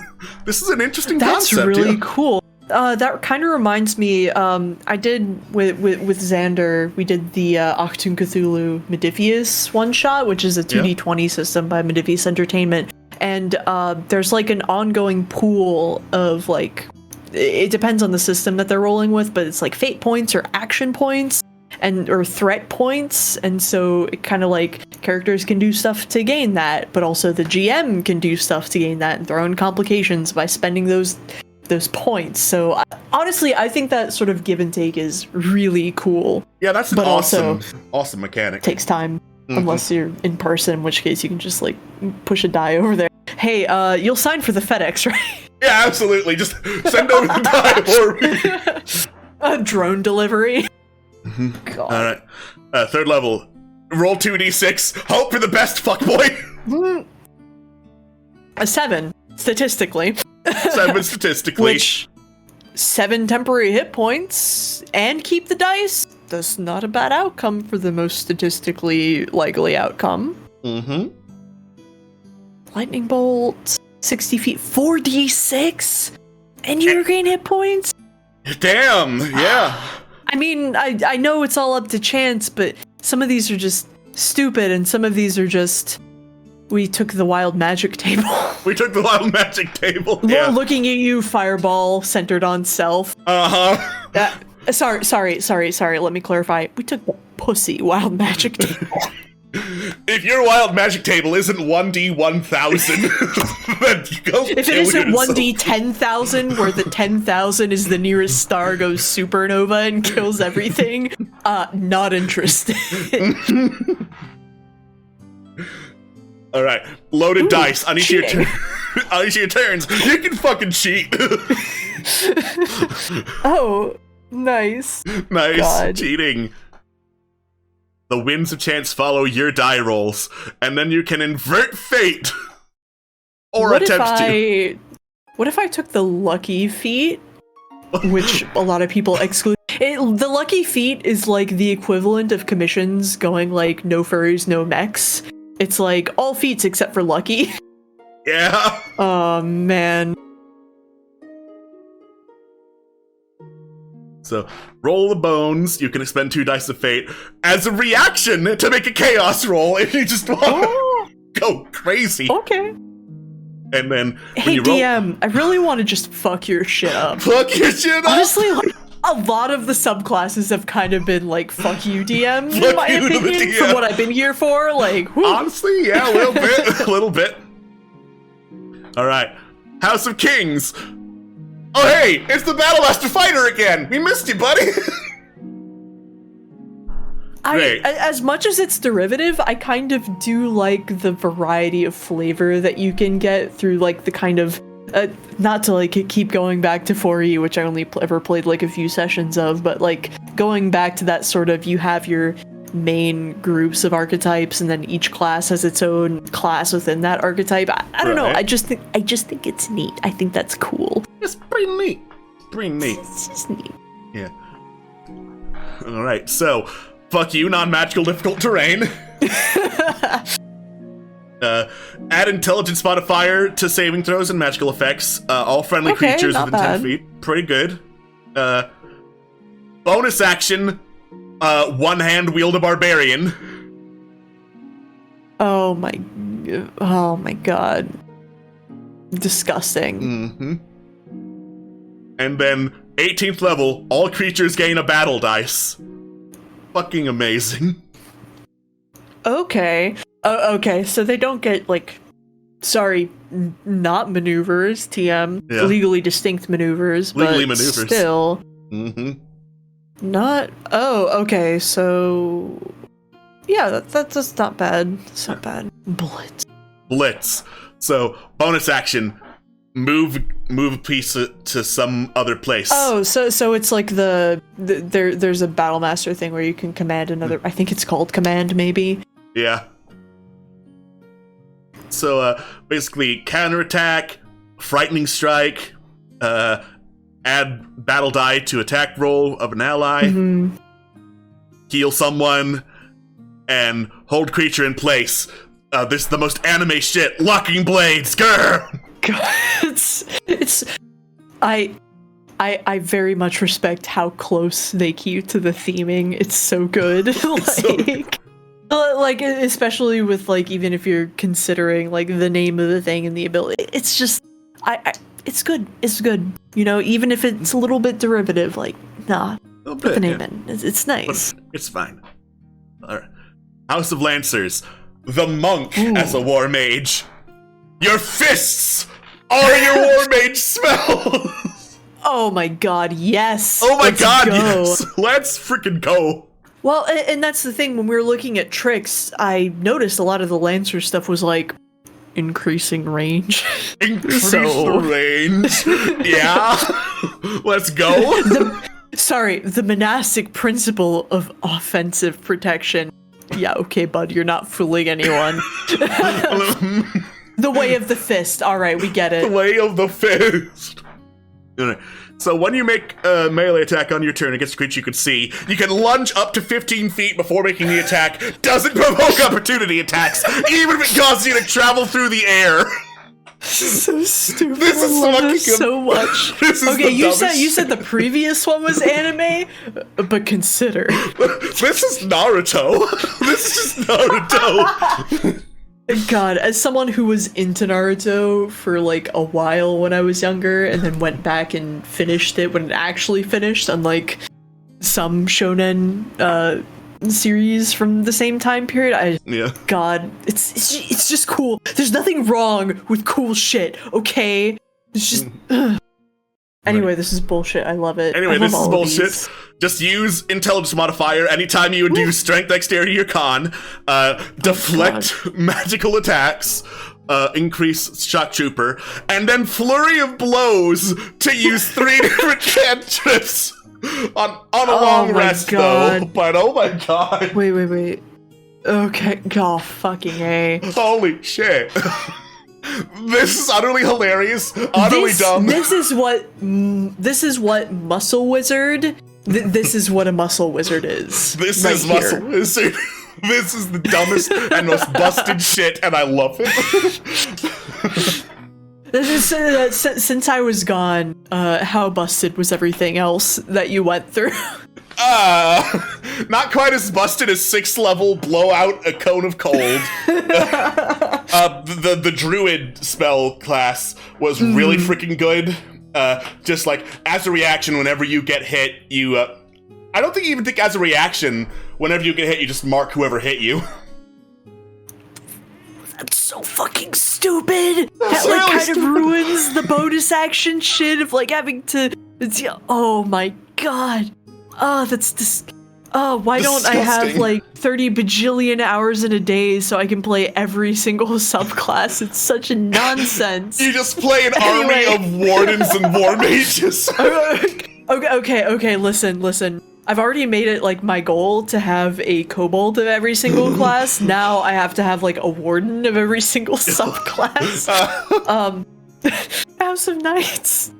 House of Knights. The fighter. War mage.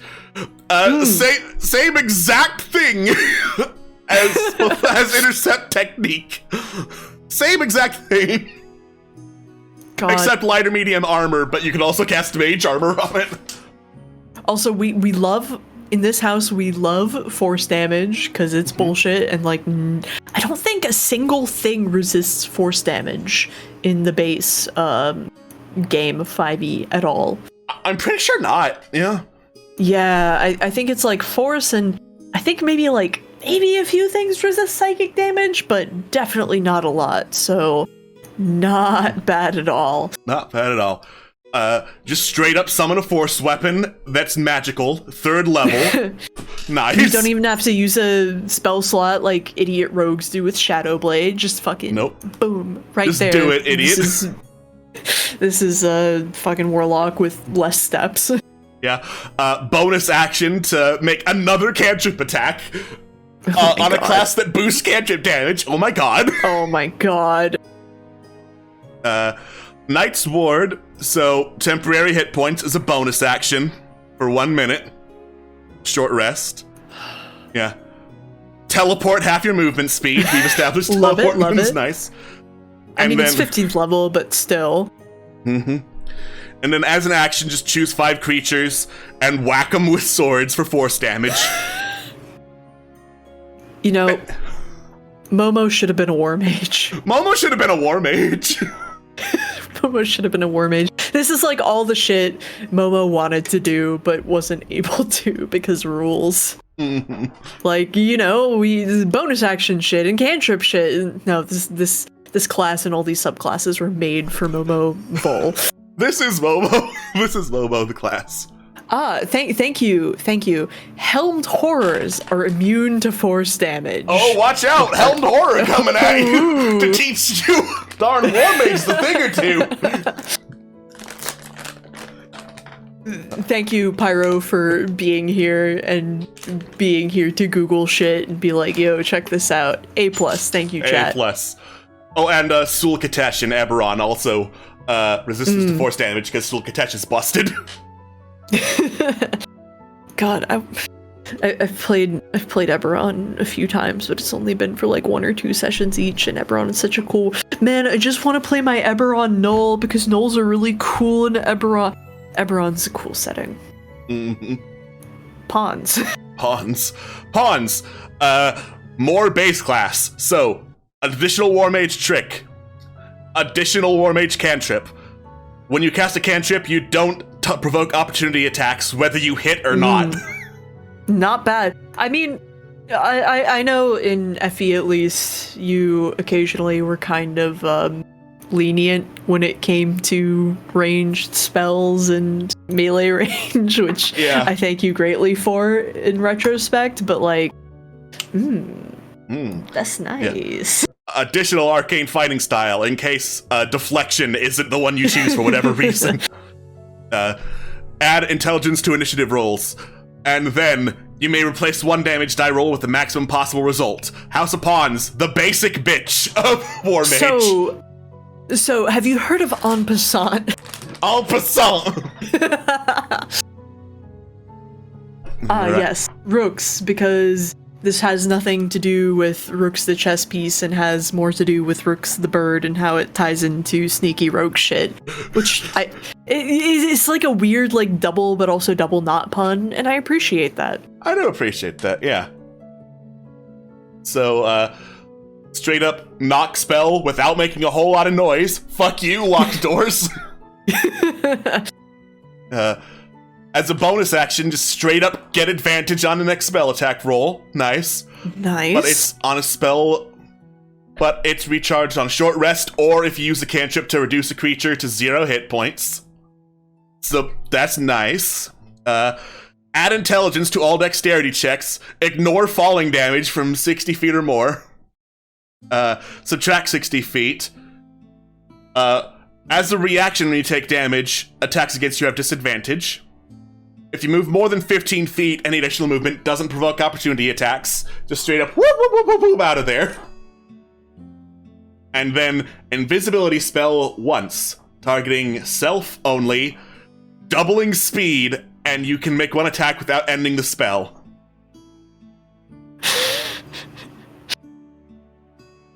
So, man, the House of Rooks is just whoop, whoop, whoop, whoop, whoop, whoop, whoop, the class. Basically. It's like, okay, so you like being a thief. Did you want to be a thief and the arcane rogue? Like, we can make it happen. We can make it happen. Honestly, I really, personally, being the one person who's like, I really like D&D 5e combat because I think it's a cool chess game. I think that the more movement options, the more interesting, personally. Like, it's fun. It's fun. Honestly, yeah, the more dynamic you can make a D&D combat, the more memorable it's going to be. Standing in one room that's 20 feet by 20 feet fighting 30 goblins sucks. But, Exactly. but if you're bouncing all up and down the place, leaping from a waterfall to just kick a man in the face with a fireball, that's awesome. No, God, and that's one of the things, like, a bunch of the combat encounters from FE were super memorable for me.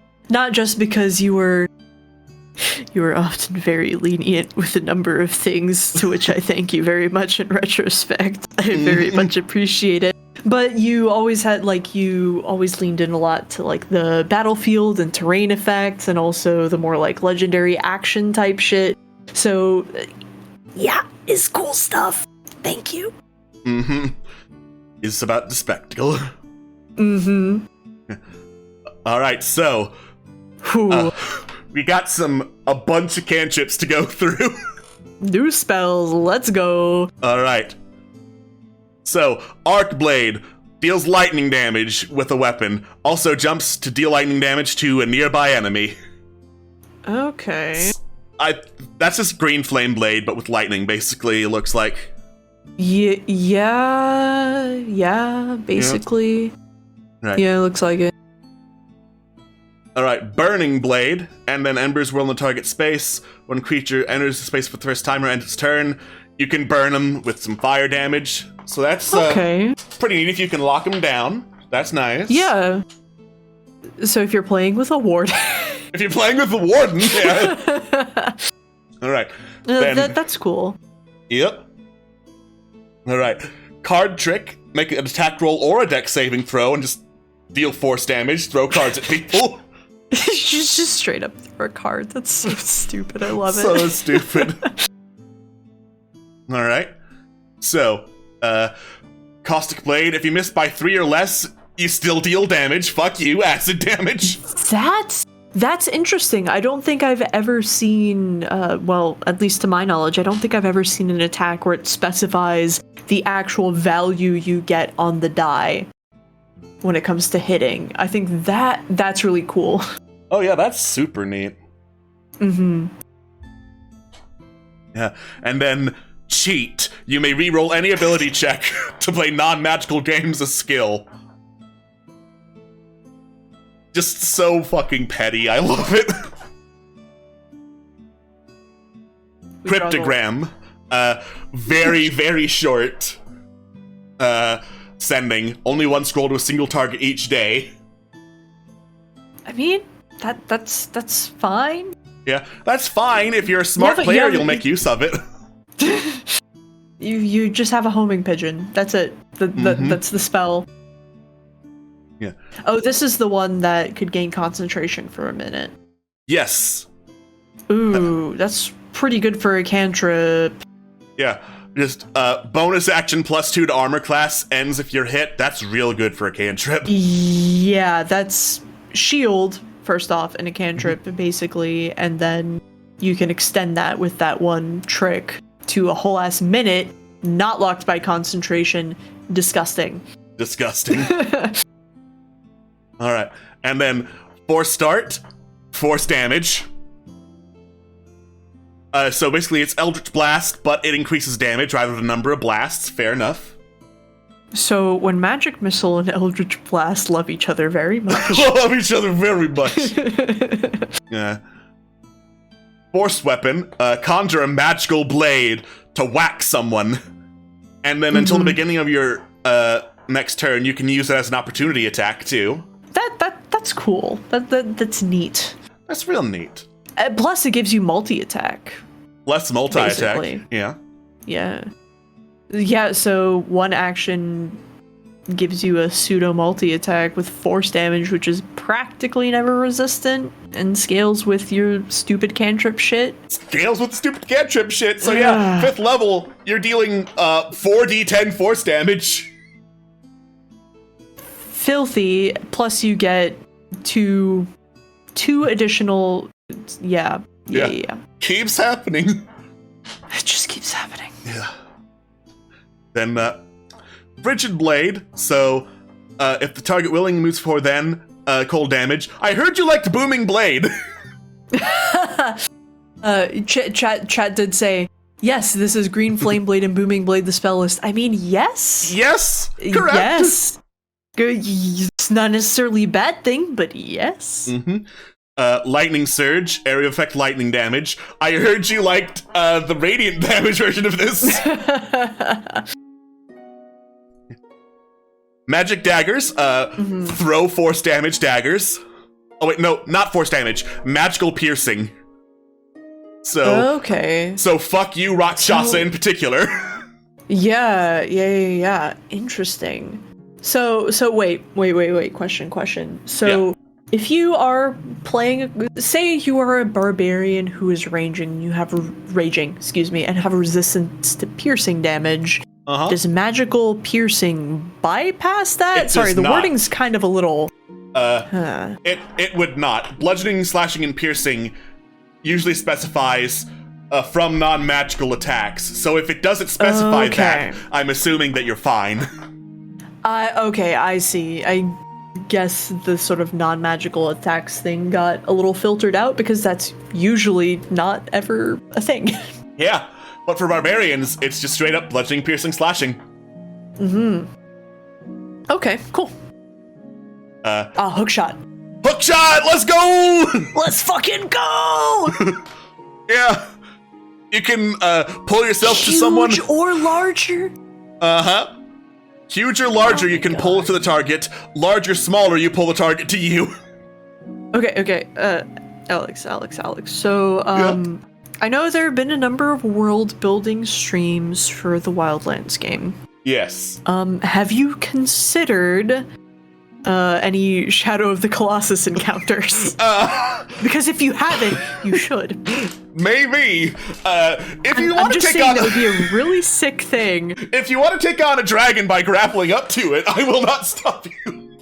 That would be really tight. I think there was a particular city, I think, that ended up being designed around like the fallen corpse of something. I can't remember. It's been a hot second. Amayath, but like, the mech city, the giant mech. Yeah. Okay, but like, consider fighting the city. Even if it doesn't happen, like, please chat. Consider. It's fucking sick. Opportunity attacks. Large size or smaller. Strength save. It's all right. All right. It's okay. It's I guess you use an action to move. Yeah. In addition to your movement. Honestly, I don't think I would ever take this unless I don't remember the trick exactly, but I don't think it did too much to enhance this, so It was a bonus action but halves the range, so like what's the point? I mean, I guess bonus action would be a little better if you're just focusing on melee builds and you really don't want people to run away, but still, bonus action, not a... Okay. If the trick was a reaction but halves the range, that would be interesting, in my opinion, and also would be way more congruent with the power level of, like, everything else. Consider Warcaster, reaction to cast Phantom Grapple. Get over here! It's not effective, but it would be funny. It would be cool. I mean, listen, reaction, it's just, so, hello there. Hello there. Hello. You wanted to escape and run away? I think not. Well, I guess... Anyway, that's too much thinking for a shitty cantrip. Quick step. Straight up plus 10 feet. As a bonus action. On a bonus action? Not bad. That's fine. I'd take it. Yeah. Sonic Pulse, con save or thunder damage. And deafens. Yeah. Right. Yo, Sure. Do that with like the silent thunder damage shit? Hey. Let's go. Yeah, just irritate the hell out of somebody. Let's go. Mm-hmm. All right. Spring Heal, plus 10 jump distance. Isn't that just a slightly nerfed version of It's a druid spell, which something Strider maybe. Long Strider? Whatever. Yes. Yes, I believe so. I think so. It's slightly nerfed because it's a cantrip and a bonus action, so. Yeah. Long Strider, speed increases by 10. It is an action, and it's just speed. Okay. Interesting. Okay, I can see that. Yeah. Jumping is very situational, but sure. Why not have a cantrip for it? Jumping is the thing that every single person has to look up every single time, where it's like, wait, how far can I jump based on my strength score? Is it a standing jump? Do I have enough for a running jump? Do I have like 10 feet? 5e is much rules heavier than you would think for something that is as popular as it is. Hot take. Mm-hmm. And rules that people ignore. Yeah. And last but not least, Thunderous Distortion. You yell at people. Deals thunder damage. If you yell again, the damage increases. Kinda sucks. Kinda sucks, not gonna lie. Interesting. I guess it kind of makes sense to specify the audio range of it in addition to the damaging range, but like, huh. And it's not, well, I guess it's thunder damage, so I suppose you could make it technically silent. So if you were the DM and somebody had the trick that made thunder damage silent, would you negate the quote-unquote hearing up to 100 feet away thing? I would put my head in my hands and be like, my favorite reaction to yep. I'm sorry, I promise I'm not here to just make your life worse. That's the Warmage's job in general. Exactly. Yeah. Alright, so the questions I ask of every bit of homebrew is 1. Busted or not busted? Yes, hella busted. Fucking additional cantrip damage? Oh my god, yes, busted? You can absolutely fuck yourself and make it not busted, but it would be pretty hard to, honestly. Uh-huh. Yeah. Number 2, would I allow it at my table? Yeah. I think there's enough interesting things here to make a Warmage a distinct thing that's fun to play and not busted enough to break open every bit of combat. Like, deals a lot of damage, sure, but I can just smack the Warmage upside the head. You mean you won't accept this thing that I found on the D&D wiki? No. Because I wasn't here for it, how did you rule the Warden? Did you rule it as being allowed at your table? The Warden was also allowed at my table. Yes! Alright. I really don't know if I'll be playing a 5e campaign with you again, but it's still an important thing for me to know personally. Okay. We will see when we get closer to having Legend of the Wildlands actually ready. It's future stuff. I'm not saying that for like any particular reason, just like your opinion is important to me. Okay. I value your opinion and insight on these things. Absolutely fair. Then, the third question, would I play it? Consider, the Warmage is about, like, strictly regimented and practiced bits of magic. A whole bunch of hobgoblins march out, pull out force blades, one of them ropes you in with a grappling hook. Yo, yes! Fucking yes! People don't play hobgoblins as cool as they should be, and God, no, that's so fucking cool. Love it. Love it. Amazing. Warmage sounds pretty fun. 10 out of 10. 10 out of 10. And then last but not least on the list is the Witch. So this one, I was looking over it on the, obviously it's going to be different, but I was sort of looking over the free options on the blog, and I was just like, another charisma caster, like, ugh. But also, the flavor is very, very cool, but at least for the subclasses that were available for me to read free, it didn't seem unique enough from Warlock shit, because you have, like, the hag pact type stuff, which was particularly similar to what I read for free. So hopefully this is different, but like, Yeah, hopefully this is different, because the Warden and the Warmage have niches that they cover pretty easily. Be a tank, be awesome at cantrips. The Witch has to, like, directly compete with the Warlock in order to be something. What the fuck is a grep? What We're is a Googling grep? that. What is a grep? It was like the art on the cover. It's like this person with a grep familiar. Oh, is this a grep? Right here? This little thing? That's adorable. Cute. Oh, that's I love cute. It. Baby. That's really cute. Ambusher, keen hearing, and mimicry. I mean, it's not flyby, but it'll do. Alright, so, Witch. The flavor of these is, instead of making a pact with an eldritch being, these are cursed with magic, afflicted with hateful arcana. So anyway, they're a charisma caster. So, big titty tiefling? Big titty tiefling. There were, I remember, like, there was, like, a list of curses, and all of them were pretty cool. The one that stood out to me the most was your magical affliction was your lungs always feel like they're being filled with water, and you're constantly drowning, but, you have water breathing, so that's cool, I guess. That's fun. Neat mechanically. Horrifying if you're a roleplay heavy type person. Just to further emphasize Big Titty Tiefling, it specifies that your starting equipment can be a whip and a blowgun. You love to see it. You love to see it. Anyway, also, four cantrips is pretty good at level 1. Yeah, 4 cantrips is nice. They get ritual casting, that's also nice.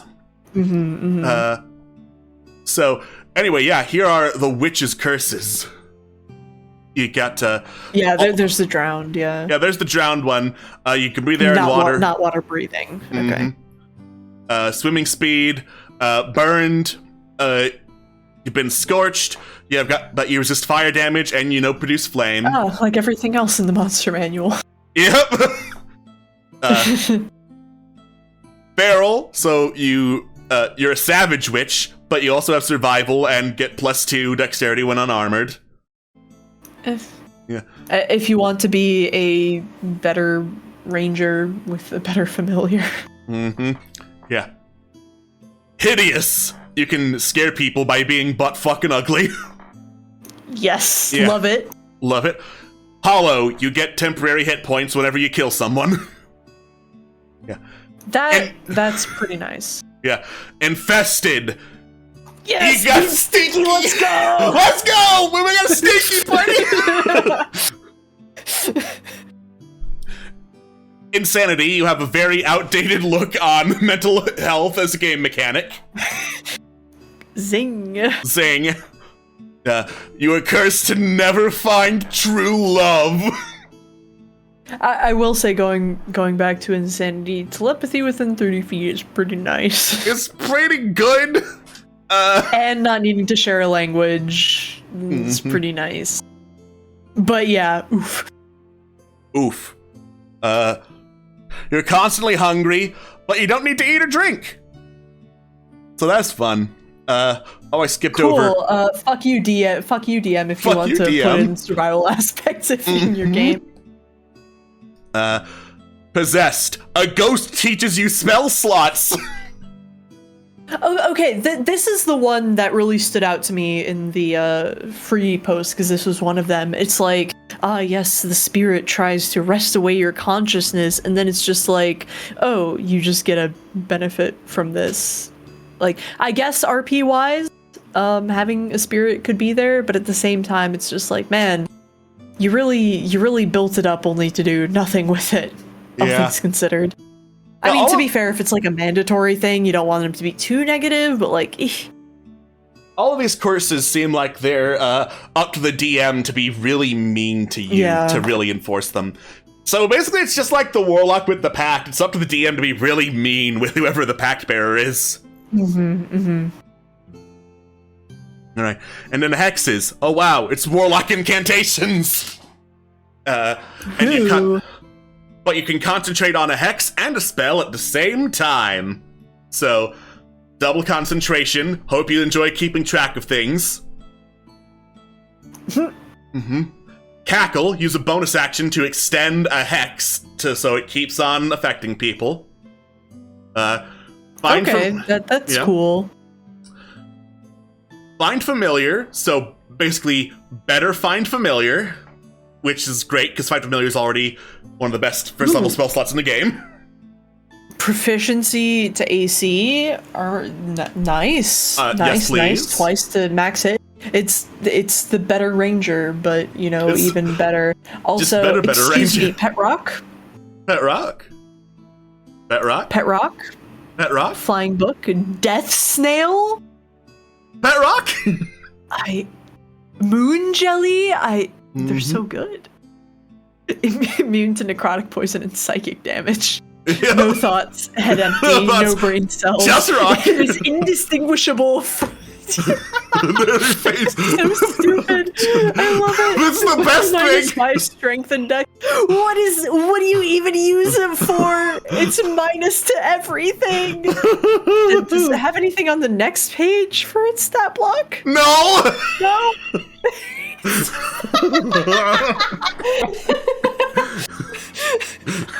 Holy fuck. Oh, speed 0. Yes, very good. Yes, I love this 10 rock. out of 10. Objectively the best familiar. Objectively the best. No other familiar competes. Alright. So, blah blah subclasses. Insidious Spell. So, disadvantage on saving throws against spells if hexed, so that's pretty Only good. the first, though. Only the first one, and only which is the Yeah, sole so target. if it's like an AoE, you're fucked. Yeah. Better familiar. Alright. So, you curse someone if you get reduced to 0 hit points. You just throw up the double middle finger, fall over. Nice. Amazing. Nice. You learn grand hexes, and humanoid creatures have disadvantage on saving throws against your hexes. I'm gonna be honest here. That's pretty nice. I was gonna say humanoid creatures only, though. That's a real shitty 20th level spell. Sorry, I was about to say, I just looked back at it, I'm like, 20th? Yeah, 20th level. No. Oof. Yeah, you're That's something you multi-classing. multi-class with. Just like a warlock! Ooh, sorry, chat brought up a good thing with Pet Rock. Inconspicuous, because you can see through your familiar senses. Very true, chat. Very true. This meeting of the Legion of Doom will come to order. Quick question. Anyone else see that rock with the face on it? It's a rock! What's it gonna do? There's just a clatter. People investigate its rock. Must have been the wind. Must have been the wind. God. Yeah. Alright, so, whole bunch of hexes, which are definitely not just warlock invocations. So, the witch is the debuff class, based on what I'm scanning over from all of these. So, no reactions as a charisma saving throw. You are indifferent towards one creature of your choice. You're like, hey, come here, familiar, come here. And then, additional damage every time the creature takes damage. That is nice. That is real nice. Yeah, that is nice. Standard charm. Reduce 10 speed, and if the creature's flying, it falls. So that's nice against those swift flying things. Fuck you, Periton. Yeah, I mean that's basically the Warden fighting ability trait thing. Yeah. God, I still wish I got to use Periton Mosca in her full capability. Would have been so stupid. It's so freaking stupid. Dire familiar. So consider Dire Pet Rock. Yes, Pet Boulder. Pioneers used to ride these babies for miles. All right, so D6 subtracted, so slightly better Bane. Death Ward as a hex. Oh my god. Death Ward's a 4th level spell, and Doom Ward is just like, oh, just keep it up on somebody and they're fine. I mean, I guess you give up the action, but still. Yeah, it doesn't say how long it lasts, though, so just as an action... Oh, wait, before the end of your next turn, never mind. You have to keep cackling in order to make Doomward still then. And can't target the same creature. Doomward's still really good! Really freaking good at keeping people alive!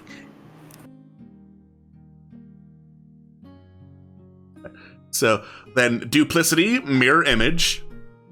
The Evil Eye, you draw on old, stereotypes. Not great. Yeah, I mean, I'm not being an apologist or anything, but like, have you seen some of the other D&D classes?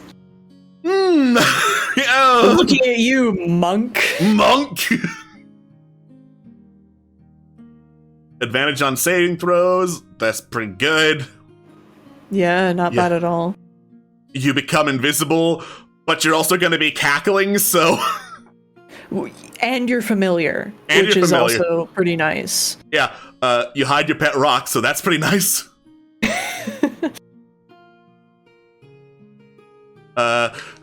Hesitate, really nice. Can only move or attack. Screw over action economy. Wait. Familiar question. So, if your familiar is invisible, I know you can cast a spell through your familiar as long as it's like within a certain range. Because you are the person who is casting the spell, there's no verbiage that says that the familiar is casting the spell, so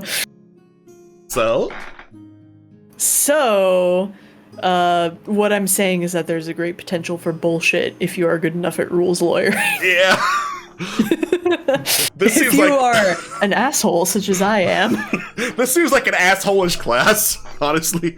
It really does. It really does. Yeah, anything with a lot of mental overhead, I will say. Anything that's focusing on debuffs is kind of an asshole class, but you gotta have a specific way to read these debuffs too. Yeah, this is the class for the person who raises their hand every single turn in a combat encounter and goes, actually, I have XYZ active, and actually, ABC, and yeah. Actually, knowing you get some information seems fine. Difficult terrain, you can move without penalty. Go team up with ignore difficult terrain people. Get fucked, idiots. Alright, then misfortune, make sure that no one gets a D20 20 roll. Fuck you. Then that's actually really not bad at all, because it's a creature you choose. Honestly, I'm kind of surprised it isn't like a radius type thing, because it seems kind of stupid otherwise. I don't know. Seems kind of dumb otherwise, and like really situational. But on that situation, it's really good. Yeah. All right. Straight up, you can cast Fog Cloud as a hex. just Fog Cloud. I've literally never had a good time with anyone using Fog Cloud or Darkness. It's always been... I've never not been just fucked over by people using Fog. I cast Fog Cloud. Now no one can see. I shoot the fog arrow. No! No! I'm sorry. Great time, A+, but like... Alright. Peace Bond, you just lock in someone's weapons, which could be really cool to get like a first, of each creature within 30 feet, so you better hope your party's ready. Yeah, but put a dash in, make sure you don't have any rangers, because honestly, that just fucking nukes ranged fighters. You have an archer? Fuck you, buddy. You get one arrow. One arrow. Then straight up poison someone. Decrease in armor class by 3. 3? 3? 3? 3? I mean, granted, they have to fail a con save, but like, 3. That is stupid. Disgusting. Why would you take anything else? You can do this at first level. Why would you take anything? Why would you take anything to ruin? 3? I mean, maybe we'll get to a better one, but like, 3 is pretty fucking big. Yeah. Because like AC tanking is a thing, but like with how 5e works and how like the sort of how they were with kind of reducing the numbers on everything, like 3 is pretty big. 3 is huge. Yeah. Yeah, it is to a limit of 10, chat. That's the minimum, but still. Yeah, but still, 10 is not hard to hit. All right. Scurry, you just send something running away with whoop, whoop, whoop, whoop, whoop, whoop, whoop, whoop. All right, and then Shriek, you just yell really loudly as a bonus action and push someone 5 feet away. That pushing does proc an opportunity attack, doesn't it? Forced movement does not proc opportunity attacks, and that's the stupidest rule I've ever seen. You. That is kind of stupid, because if you really think about it, if somebody is forcing you to move somewhere, you are definitely not focused on somebody else swinging for your head, in my opinion. Yep. Slumber, wisdom saving throw, and the target falls unconscious until it takes damage or until the end of your next turn. Huh. If you're... I'd have to look up at the statuses again, because it's a whole thing. Hold on. The status is really good. It's more useful than sleep, because it's not based on hit points. So, like, I wouldn't say it's as good as reduce armor class by 3, but, like, why would you take anything but ruin and slumber at first level? Well, I guess technically unconscious is also incapacitated, but that really just removes reactions and drops whatever it's holding. Auto fails the strength and dex saves. Attacks have advantage. This is pretty nice. Any attack that hits the creature is a crit. So yeah. Just send a rogue after him. And then 10 feet away from you must make a dex save or be knocked prone, and then reduce damage it takes by 3. So, Ruin is easily the best of all of these. Holy shit. Yeah. Then you get Grand Hexes, which are supposed to be better. We'll see if they're better than Ruin. Cauldron, you can brew potions. So? Cool. I really like the idea of being able to craft things in 5e. However, personally, in my personal experience, I really don't feel like, at least in the games that I played with when it comes to downtime and crafting things, it just feels like there's kind of an imbalance in terms of how the game is focused when it comes to crafting versus actual action, if that makes sense. Yeah. I have yet to find a great crafting system for D&D 5e. Yeah. Because, oh god, if you look at the base crafting rules in the DMG, they are just hot garbage. Oh, they suck so bad. There's literally no reason to craft anything ever. Alright, then Coven, you can... excuse me? I need some water, because now I'm getting a sore throat from all this talking. Oh boy. Coven. You can induct others into your Insidious Coven. Special ritual, 8 hours, so that's something. You can intermingle your magic with a willing creature that has spellcasting or pact magic. and you can have up to 2 other creatures. While 2 or more members of your coven are within 30 feet of each other, they gain the ability to cast additional spells, as shown on the table, and they gain access to a shared pool of 5 spell slots, 1 of each level. Oh, yeah. shaking spell. Everyone has to complete a long rest, but I mean, if you're with your party, you're always going to be completing a long rest at the same time. I'm surprised that it's 5 spell slots, 1 of each level, as opposed to you have 5 spell slots with, you can have 5 level 1 spells or so on and so forth. That just seems, yeah, that's first busted. off really cool, really fucking cool thematically, but also like, that just seems, Yeah. Also, you just give someone counterspell. Cool. Just give someone counterspell, yeah. Wait. Let me. Oh, okay. So the spells on the spellcasting table are not limited to the ones that you get through the shared pool. So that's cool. Yeah. That's neat. Yeah, wow. Why would you not take this if you've got any other spellcaster? Oh my god! Mean, flavor-wise, I guess, but also, like, flavor-wise, like, inducting your party members into a coven with you? Like, holy shit. Oh my god. That sounds cool as fuck. Yeah? Then, target 2 creatures with 1 hex. Depends on the hex, honestly. Yeah. Increase Charisma Store by 2. That's a boring as fuck option. Yeah, I mean, yeah, take an ASI, I guess, is your main thing, Yep. sure. You can meld with your familiar to gain some blah blah blah natural weapons. Plus 10 bludgeoning, piercing, slashing damage. Multi-attack, any action the familiar possesses. Why would you take that over Coven? Why would you ever take that over Coven? Because if I don't want to be a Bloodborne Warden, I could be a Bloodborne Witch. Bloodborne Witch, consider. Meld with a pet rock. Well, you see, I could just meld with my fucking bat and get flyby.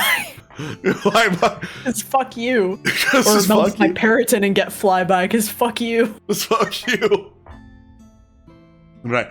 Well, I guess flyby isn't an action, but still. Yeah, that's just a feature. That's something you always do.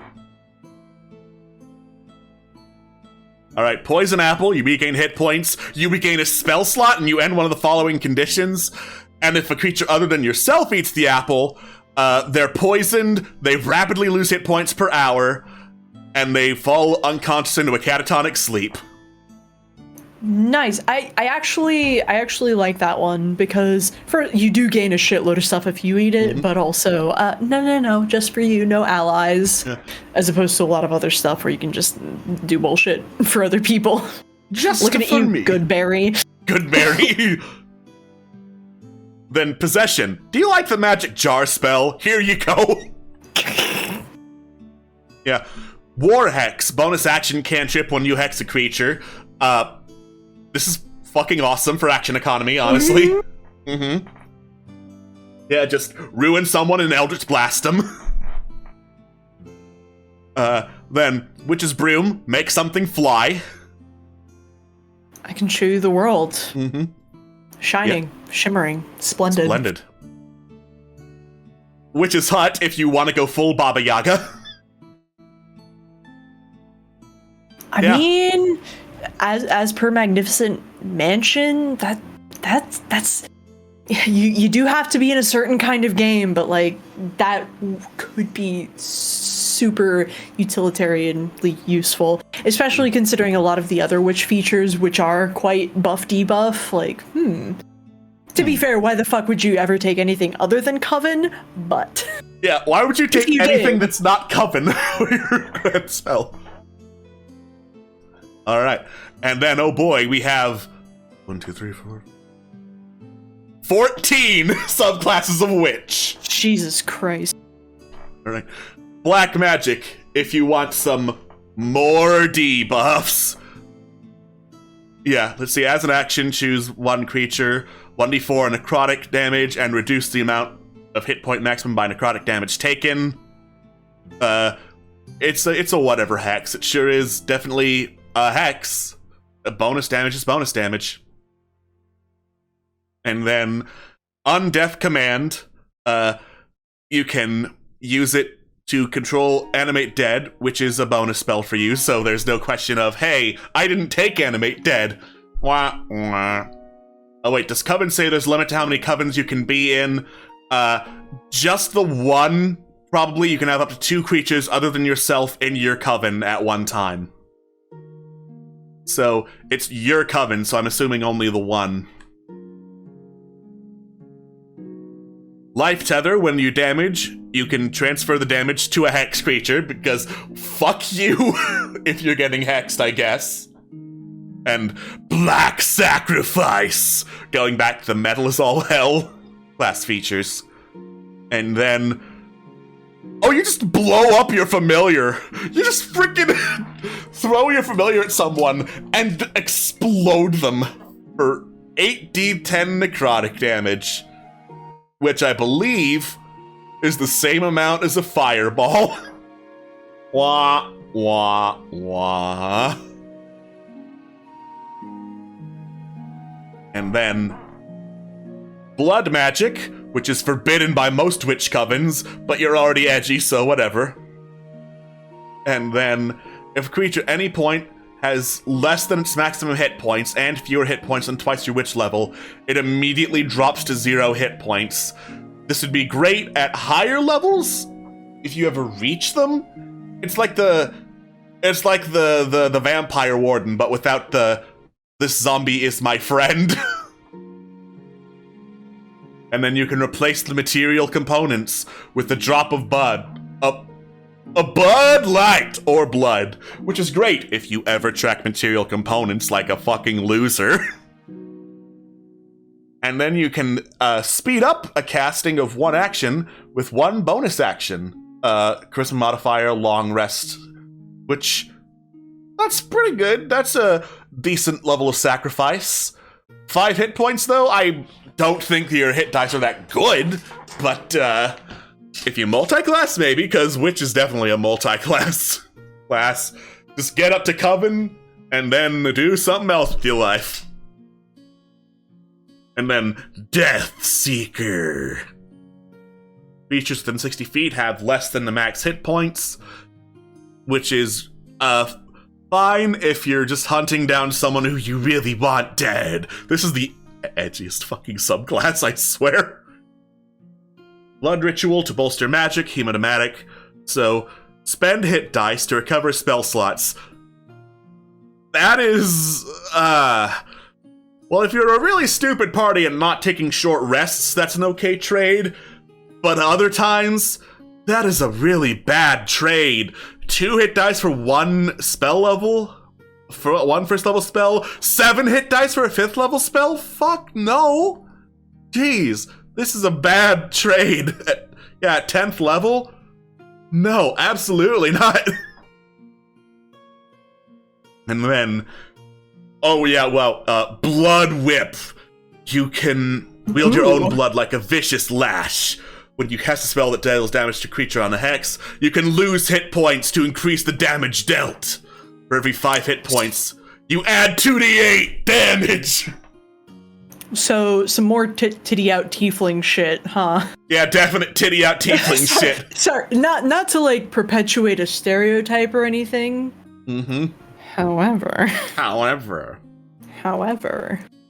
But yeah, Blood Magic has some pretty good class abilities and some that are just fucking ass. Yeah.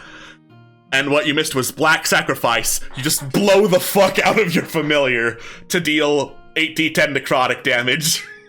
Not bad. Not bad, especially since you can just resummon, it's fine. You can't summon your familiar again until you finish a long rest.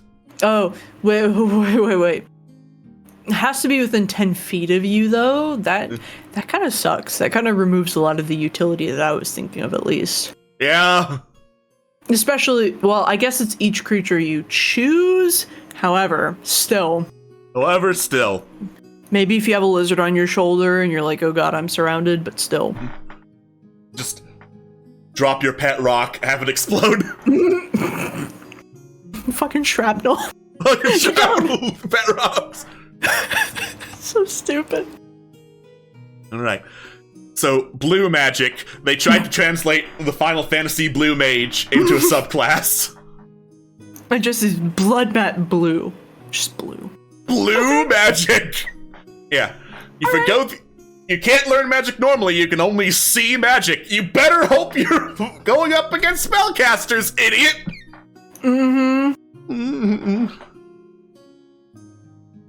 You do not learn the spell if you're required to make a saving throw. You succeed, and the spell has no effect on you. Get fucked, idiot!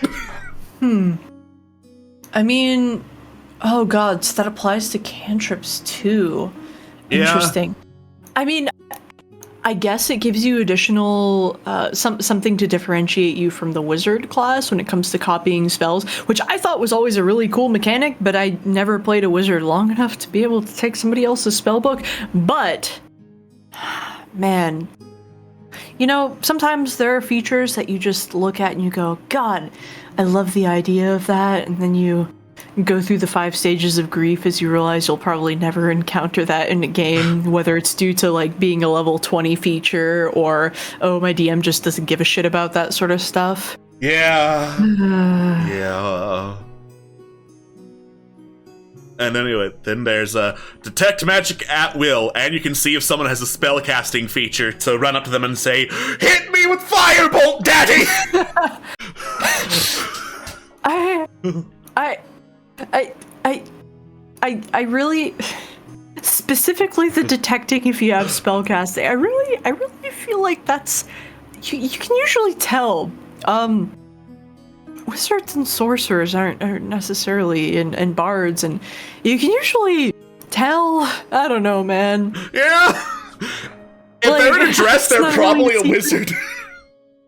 And like 5e kind of like by definition is sort of a high magic world where everyone has spells and knows about them and shit, unless you do some wild wacky homebrewing. I just you see a particularly powerful musician, you go, oh, that's a bard, they got spells. Like That's a I don't know.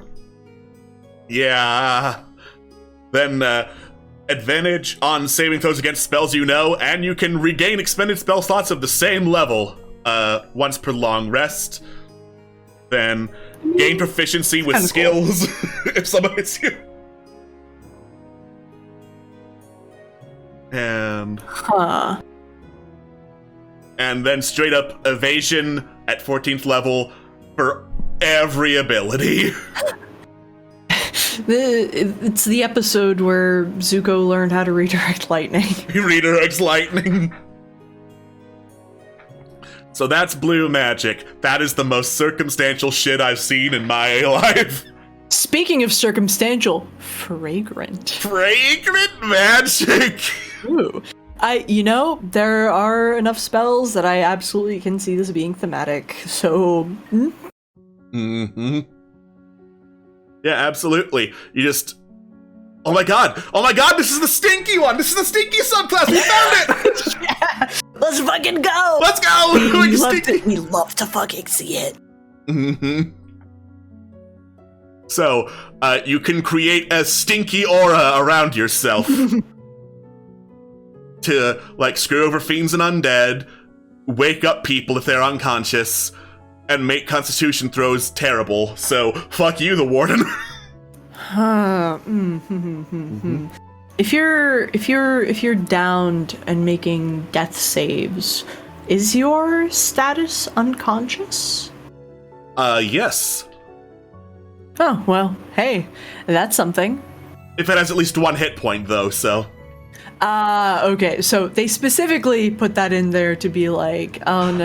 Yeah, you can't negate death there, buddy. Damn. Then, Everything. flavor text. You can choose what smoke looks like. You can... That scene from the Lord of the Ring movies where Gandalf makes a little ship with the smoke rings. Yes. Yep. Then we got... you can replace any material component with incense. You must use an equal value of incense. if you have a DM who cares about material components. If you care. I don't give a shit about material components.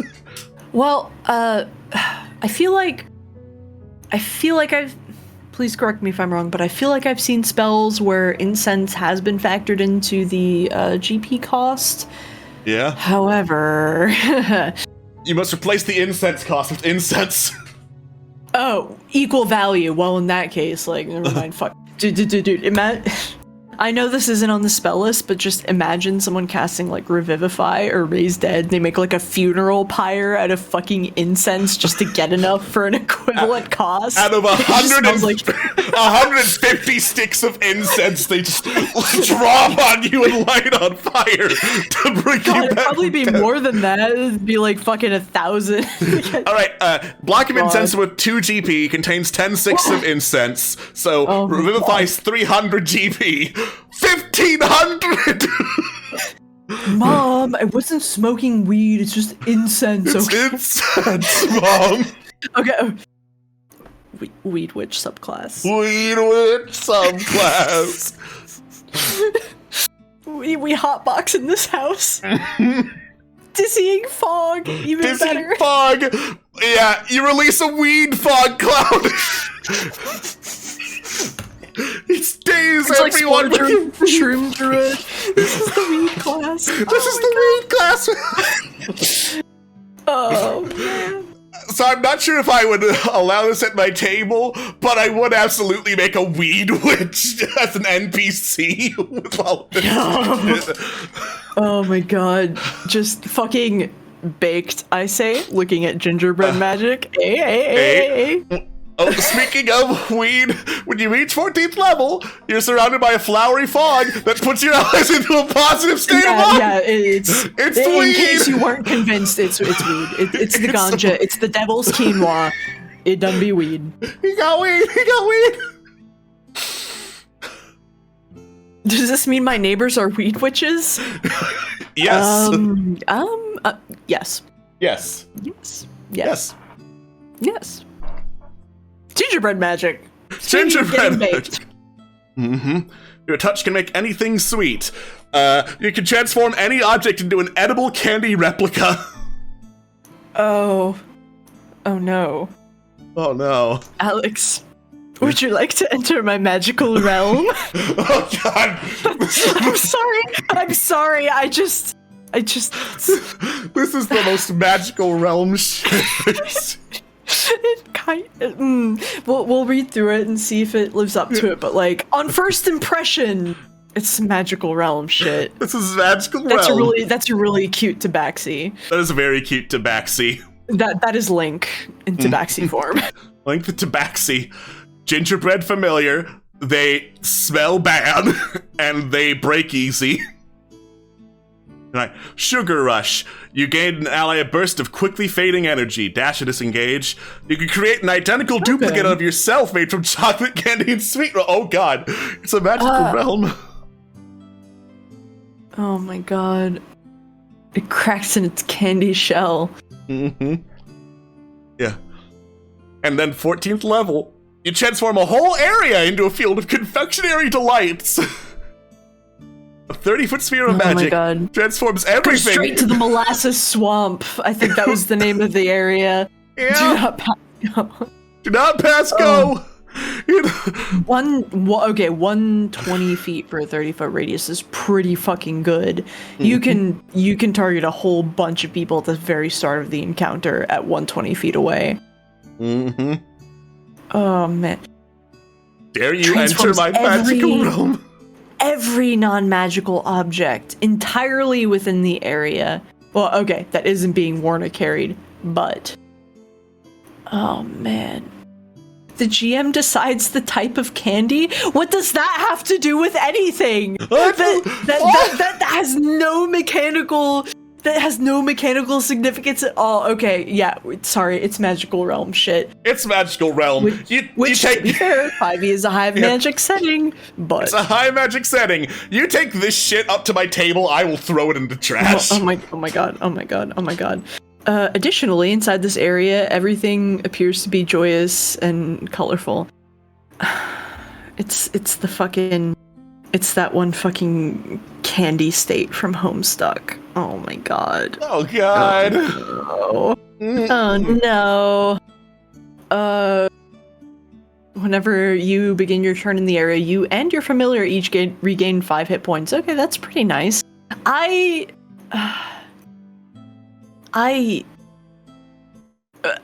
the one hand, I really don't think this is worth 14th level. I don't think that's... I really don't. Yeah. It's not. No. This is not worth 14th level. No. The subclass just sucks, basically. It kind of does, unless you're going super thematic with it, which... Yeah. I don't want to be in this magical realm.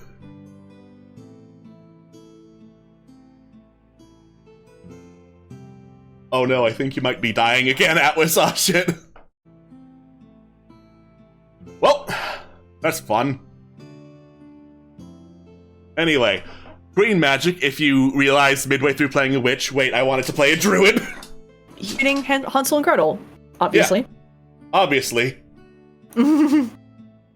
Anyway, we got blue magic, now here's the sequel, green magic. Green magic. So the feral version. Yep. I think I might be hearing Atwas from 10 seconds ago. Oh no. Oh no. Yeah. Life is suffering. Life is the most suffering. There we go. We're getting good. Primal magic, green magic. Let's fucking go. Let's go. All right. You know the speech of the forest. You can speak to beasts and plants. This is a racial ability. Just play a furbolg. I played Stardew Valley. I know how this works. Yeah. You go see a wizard in his weird fucking tower, and he gives you a roofie drink, and you just see forest shit. Yeah. Add on charisma checks to influence beasts and plants. Yes. Yeah. Most beasts lack the intelligence to convey or understand sophisticated basically, fuck you. Basically, fuck Try you. this. Yeah. Your familiar has more hit points. Cool. Cool. You get a dire whatever instead of a regular... You can make 2 familiars. 2 pet rocks. Holy shit. Oh my god. Okay. But consider.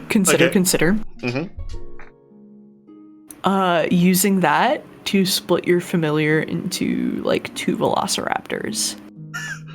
Holy shit, 2 velociraptors. You could be... Yes! Exactly, that's... So here's a fun fact. My backup character for Tomb of Annihilation was a Beastmaster revised ranger who was literally, like, raised by velociraptors in the forests of Chult.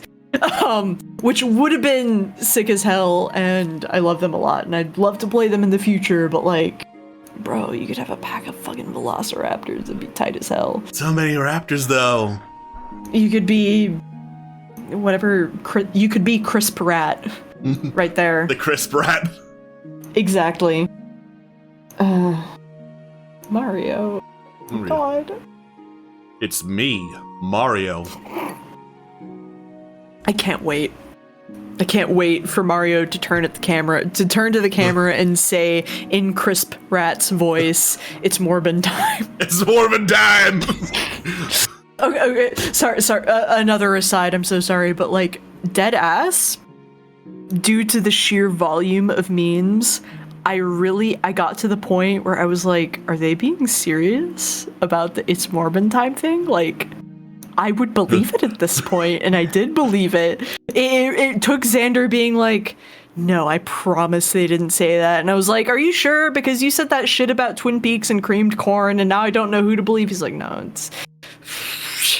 Anyway, I will not watch Morbius ever, because it's funnier if I've never watched it. Es hora de mobar. So, you can make a tree big! Yes! Yes! Yes! 5 foot diameter. That's not, I mean, that's fairly large. I Yeah. say, like, expanding my arms. That's one space. Okay. Yeah. It avoids fixed objects. It can't destroy fixed structures. Boring. What's the point? If I'm gonna summon a tree, I'm probably gonna try and summon it in a building so I can do bullshit with it. Exactly. Yeah. Right. What's the Lame. point of creating trees if you're not going to cause havoc?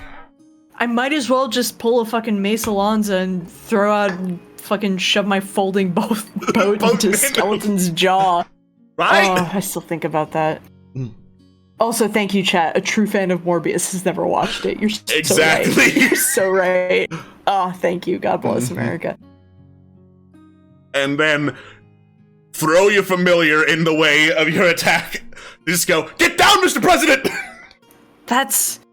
Okay, that is the shittiest 14th level thing. That's a terrible 14th level spell. I am not liking I'm not liking these subclasses. Okay, based on the phrasing of it, it says you can use this feature a number of times equal. So if your familiar reaches 0 hit points, but you haven't reached your charisma modifier, can you still use the feature?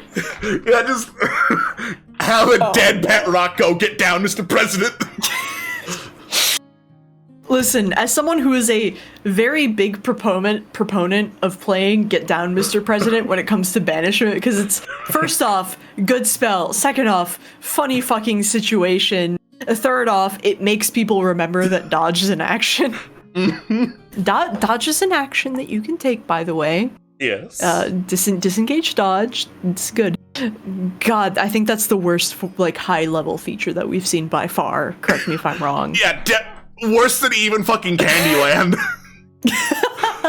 Yeah, because you give fucking 5 HP of regeneration. This one is just like, Because, I mean, usually, it's based on the people that I play with in the games, you have, like, an attachment to your familiar.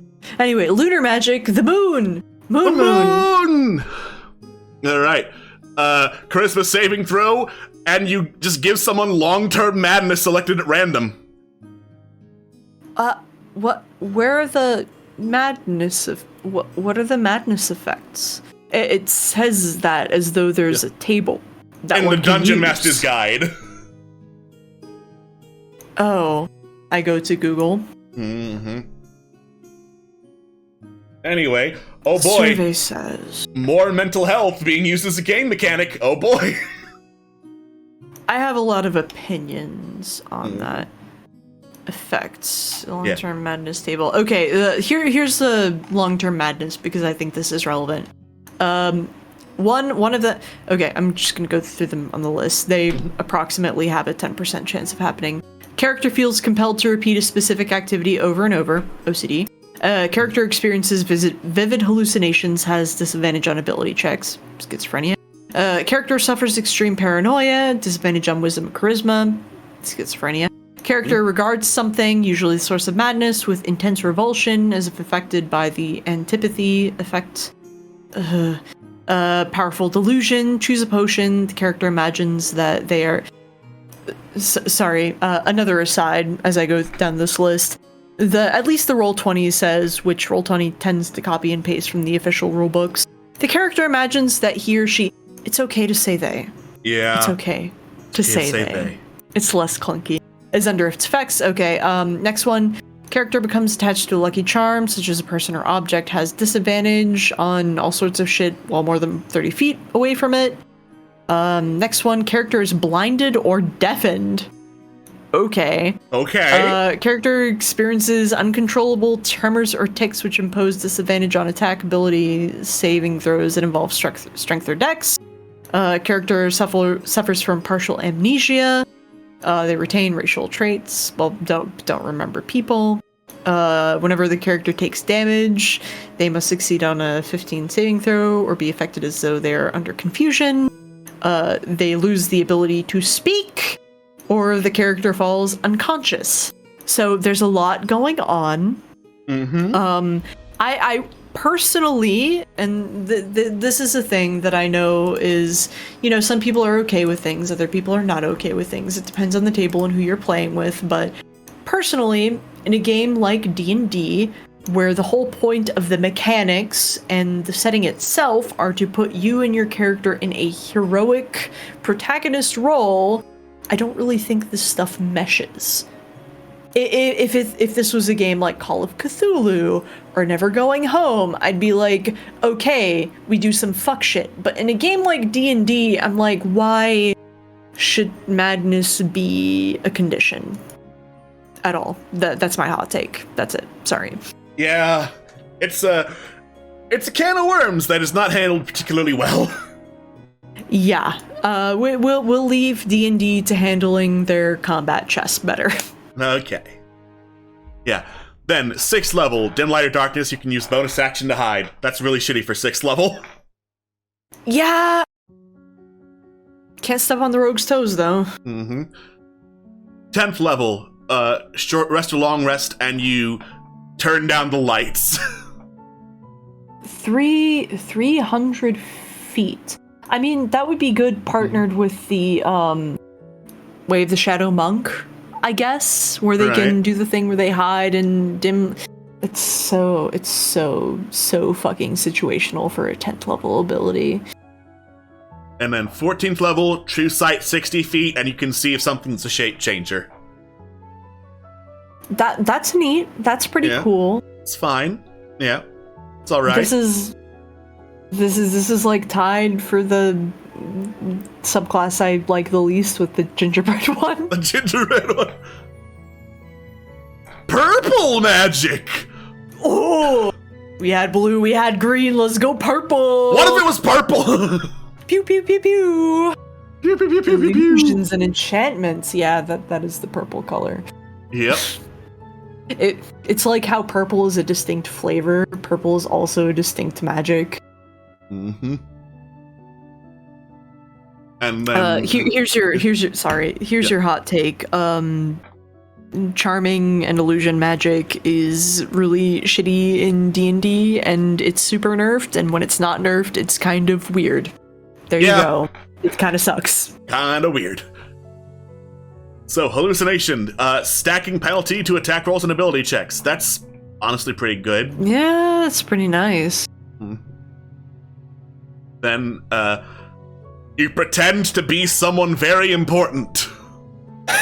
So you walk into a place, and as long as you're holding a clipboard and you're wearing a hard hat and you have a high-vis vest on, you can social and be a purple magic witch. I'm a purple magic witch! Alright, so then... Wait, what is that? I mean, I guess... kind of, if you think about it, because it mentions the disguise thing, like, that could technically count as just a fucking disguise spell. Yeah? Without using the spell slot. Not bad. Not bad. If you're in that kind of game. Then you make it look like two creatures have switched places. Okay. And then if any of the creatures performs any physical interaction, which reveals itself to be an illusion. So, nerfed illusion spell. Get fucked, idiot. So, the rest of my party got arrested, and I don't have a lot of combat skills. God. And then improve the hallucination hex to make people choose the target at random if they fail to save. That kind of seems sort of, that kind of seems shit for 14th level, considering, like, Greater Illusion exists, and that can actually do damage and stuff like that. Yeah, these are not great subclasses. Yeah, I mean, I guess with Waking Nightmare you have the, bonus of not using a spell slot, but at the same time... Colors, red magic! Red magic! Among the deadliest spellcasters in existence! Alright, so, remove resistance to one damage type. Okay, that's pretty sick. That's nice. Then... Wait. Yeah? Could you remove... Does magic resistance count as a damage type? No. Okay. I don't think so. If it did, that would be busted as fuck. That would be the most Yeah, no, busted. because it would be like magic resistance and then damage resistance, but like still. Yo, you can remove fire resistance, which means you can hit like 80% of the monster, man. Hey!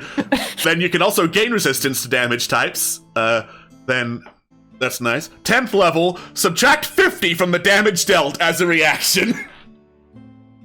Once the long rest. That's okay, that's pretty good at 10th level. That would probably be up to like 75% of your health at 10th level, depending on how you are in your classes. Like, that's pretty nice. That's pretty freaking good. This pretty good. And then expend a spell slot to maximize the damage dealt. That's really bad. That's really bad compared to other abilities that will let you do that. Like, Tempest Cleric can do that at 2nd level, just multiple times. Yeah. I mean, like, and also it's kind of like the slightly older brother of like Witch Bolt, sort of, also. Yeah. Which is definitely not anywhere near a 14th level tier. Nope. They do good work, but I really feel like there's a bit of a stretch going on with these subclasses. Sky Magic. You gain a flight speed equal to base movement speed, but must end it on the ground, and it's a hex, so you gotta concentrate on that. Okay, that honestly, that's still pretty good. I mean, it's... Listen, okay. Pro tip. If you have a DM that does the thing where when you start at a certain level, you get to choose a magic item of a certain rarity, boots flying. You get the flying boots. You just get the flying boots. They're better than literally everything else. It's free. Flying's busted. And especially if you have a player that utilizes how busted flying can be. Yeah. Speaking of flying, your familiar flies now. Get fucked. A Corvid. Caw, bitch. Caw. Plus 2 bonus to AC while flying. Okay. More busted. Let's go. Oh god. Fucking summon something with summon an eagle with flyby plus 2 AC. It's always fucking flying. Or rather, you summon a bat because that way it gains keen sight as well as blind sight and just easy, baby. Easy, baby. Too bad the rest of it is kind of Yeah, like, wow, 5-foot radius sphere that makes difficult terrain and pushes arrows 10th level. away. 10th level! Wall of Wind is a 3rd level spell. Exactly. Yeah. So, and then Cloud Danger, whenever you're flying, falling, or levitating and are hit, roll a d4, and on a 4, the attack misses. I mean, I guess that's fine, but if you just take this subclass, all you get is light heals and fly. And all things considered, like, if I'm with light heals, it takes an action to fly. It would be mechanically easier to just take a dodge action instead for disadvantage. Generally, it's just so situational, you know. It really is. All right, Steel Magic. Yeah. Listen, if you want to fight in melee combat, why'd you pick the Witch? Right. So, you get proficiency with a bunch of martial weapons. Okay. Yeah. You use a bonus action to shroud yourself with an evil smog! Ooh. So, armor class is 12, plus dex plus charisma, without a shield. That's not bad, especially because Witch is a charisma class. Yeah, that is pretty good. Use charisma instead of strength at X for attack and damage rolls. Okay. And then reaction to make a melee weapon attack. That's a pretty good hex, all things considered. That's not bad at all. And then when you cackle, you can attack twice instead of once when you attack, so... Okay. Alright. So, dismiss familiar, put it in the blade to set the sword on fire. That's not really a great trade-off, honestly. Yeah. And once per turn, when you hit with a melee, you can frighten somebody. This is probably the best subclass we've seen so far, but these upper levels are still shit. Which is kind of yikes, because, like, nobody fucking takes whatever smite does that same thing. Yeah, honestly. Why would anyone take those special effect smite things, except for perhaps the blindness one? But still, like, why would you do that when you could just smite? Like, I don't know. I guess that's some additional options, but at the same time, if you're looking at what the class itself is based around, you already have things to debuff with. I don't, yeah. Yeah. Tea. We love hot water. You could see things in the tea leaves. As an action, you get the portent ability. Neat. And then you magically conjure enough tea for you and your allies whenever you take a short or long rest. Creature who drinks this loses 1 level of exhaustion. Fuck you, exhaustion Fuck levels! You, DM. Fuck you, DM! if you're the one DM that is running TOA according to the book and is running, like, actual survival mechanics, fuck you! Because if that is the case, exhaustion is incredibly punishing, excuse me. But if not, fuck you, idiot. Fuck you, loser. Alright. Long rest, see the future. Make the DM sigh and have to think of something that looks at the future. Nice, 10th level. Nice. 1 free greater restoration. Per short rest, too, so. Without material components, I will give the plus there. Yeah. That's pretty okay. And greater restoration's 5th level, so, like, just 1 more level and you get it. That's pretty nice, too. Yeah, and minus the GP cost. Like, I'm here for that. And then, bonus action. 1 additional action on top of regular action. Wow! Haste! You got haste as a bonus action! Instead of coffee, like full-blown coffee haste, you get, like, shitty tea haste instead. Shitty tea haste. Alright, just 2 more. We can do this. Alright. Technicolor. You collect adorable animals. Oh, God. You say Technicolor, I think TV, and, like, my weird association brain goes, like, the weird, like, Willy Wonka TV room shit. Yeah. But friendship, the power, it's the power of love. Let's go. You adopt beasts as pets. So many familiars. Oh, okay. I apologize for making fun of it. This is obviously the best class for, like, literally any D&D party that adopts everything. Honestly, and everyone. Yeah. Here's another hot take. I apologize for continuing to hot take, but, like, maybe consider, you know, implications before you decide to, like, quote unquote adopt heavy scare quote a sentient creature that is a lower level than you. It's a little like when it's like, oh, we have this goblin from we have this kobold from the group that we beat, we're gonna adopt them. It's just like maybe think about how much they probably are plotting to kill you in their free time all the time, constantly. Perhaps not necessarily, but, like, just consider.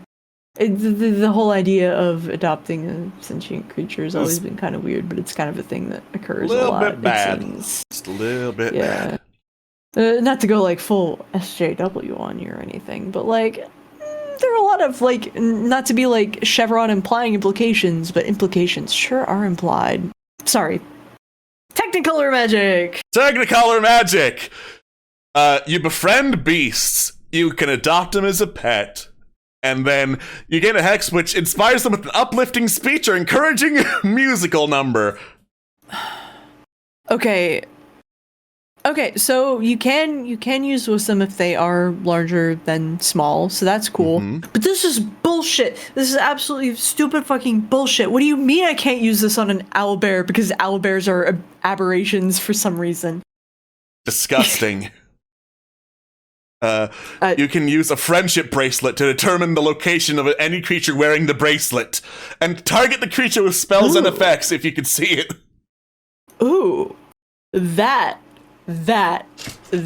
is some fucking Munchkin hot shit. That is right some there. bullshit right there. Oh, that is some nonsense, and we love to see it.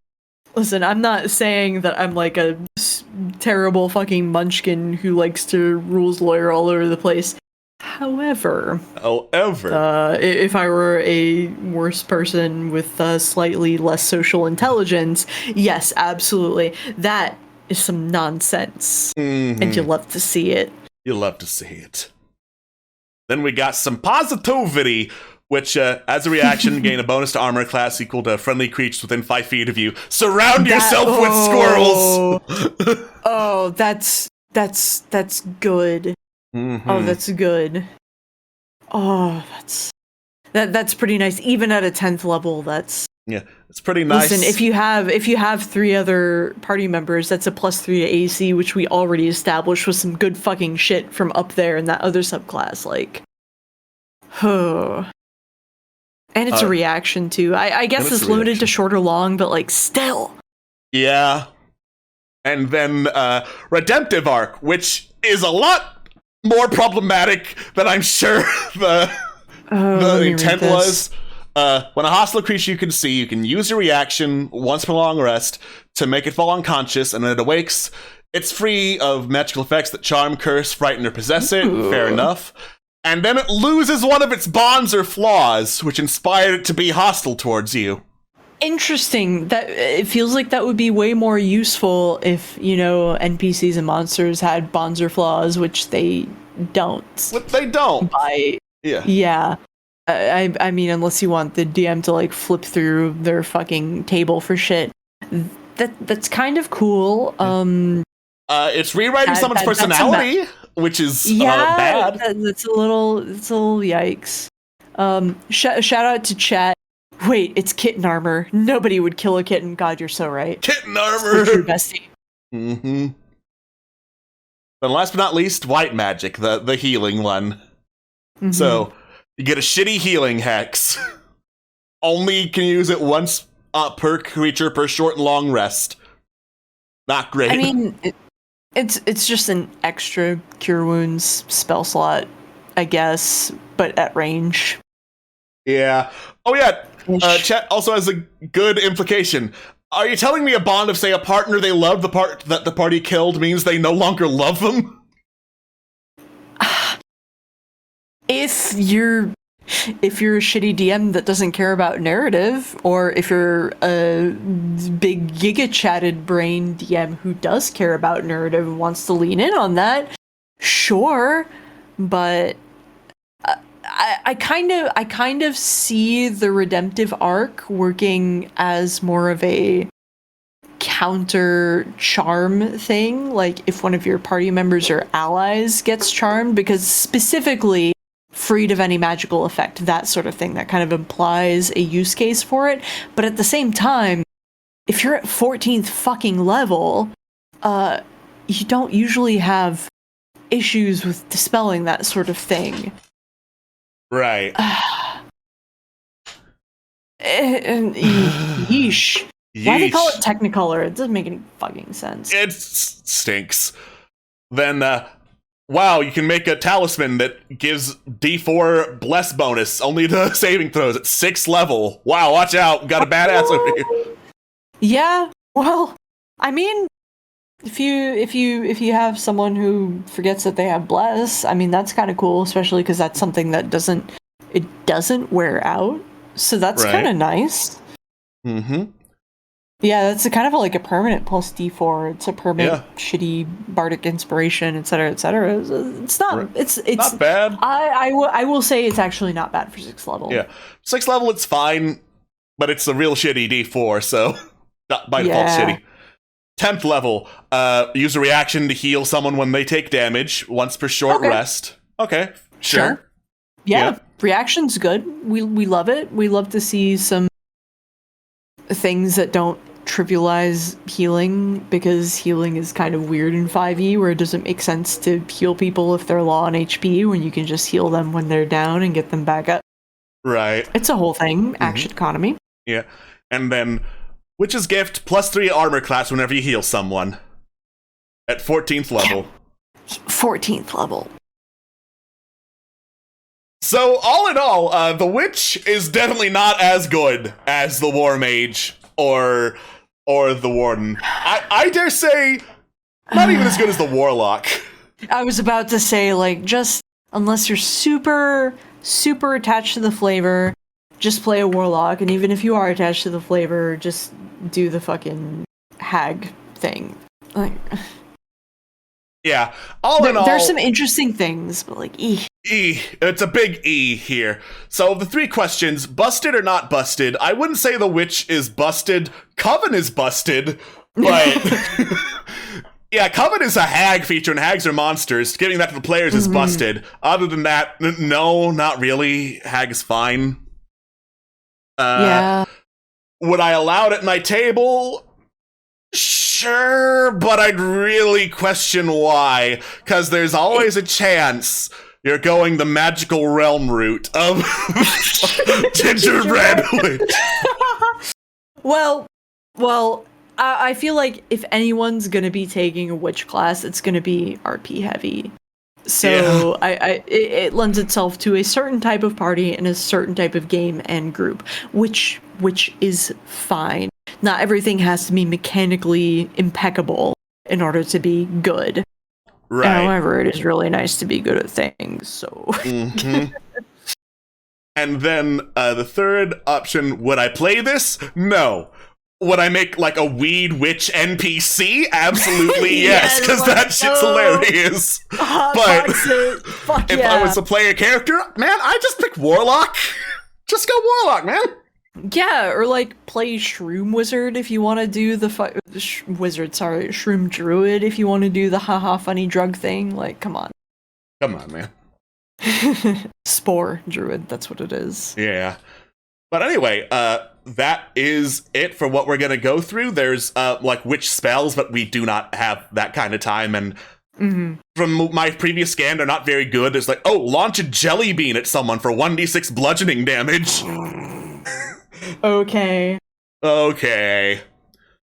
But all in all, these are some very interesting subclasses. I really recommend checking out Mage Hand Press. They do more subclasses like this, and there's also a supplement there for a variant of rugby that's also pretty fun if you want to beat the shit out of some elves with rugby bats while allegedly trying to hit a ball in the goal. Which, you know, just like regular rugby. Just like regular rugby! But yeah, this has been the inaugural episode of D6 Tricks. Thanks for watching. There is a fan server based around Fallen Empires, which was the show I ran before. I will be posting whenever I'm streaming in there if you want to check it out more. Along with talking about homebrew, we might play some actual games one day. Who knows? Wow, that would be great. So give the channel a follow to make sure that you know when that is happening. I'm just saying that's really important. Want to get affiliate? This is good stuff. I would like to get affiliate so I can get them bits. I'd like to be able to get paid while I stream. That would be nice. Speaking of that, there's a pretty cool and sexy tip banner down there on the profile if you just want to take a look. If you just happen to want to give us a little bit of something. Yeah, but until then, thank you all for watching. I have been Alex, and with me has been Atwas. Yo. And we will see you next time on D6 Tricks. Bye-bye. Bye.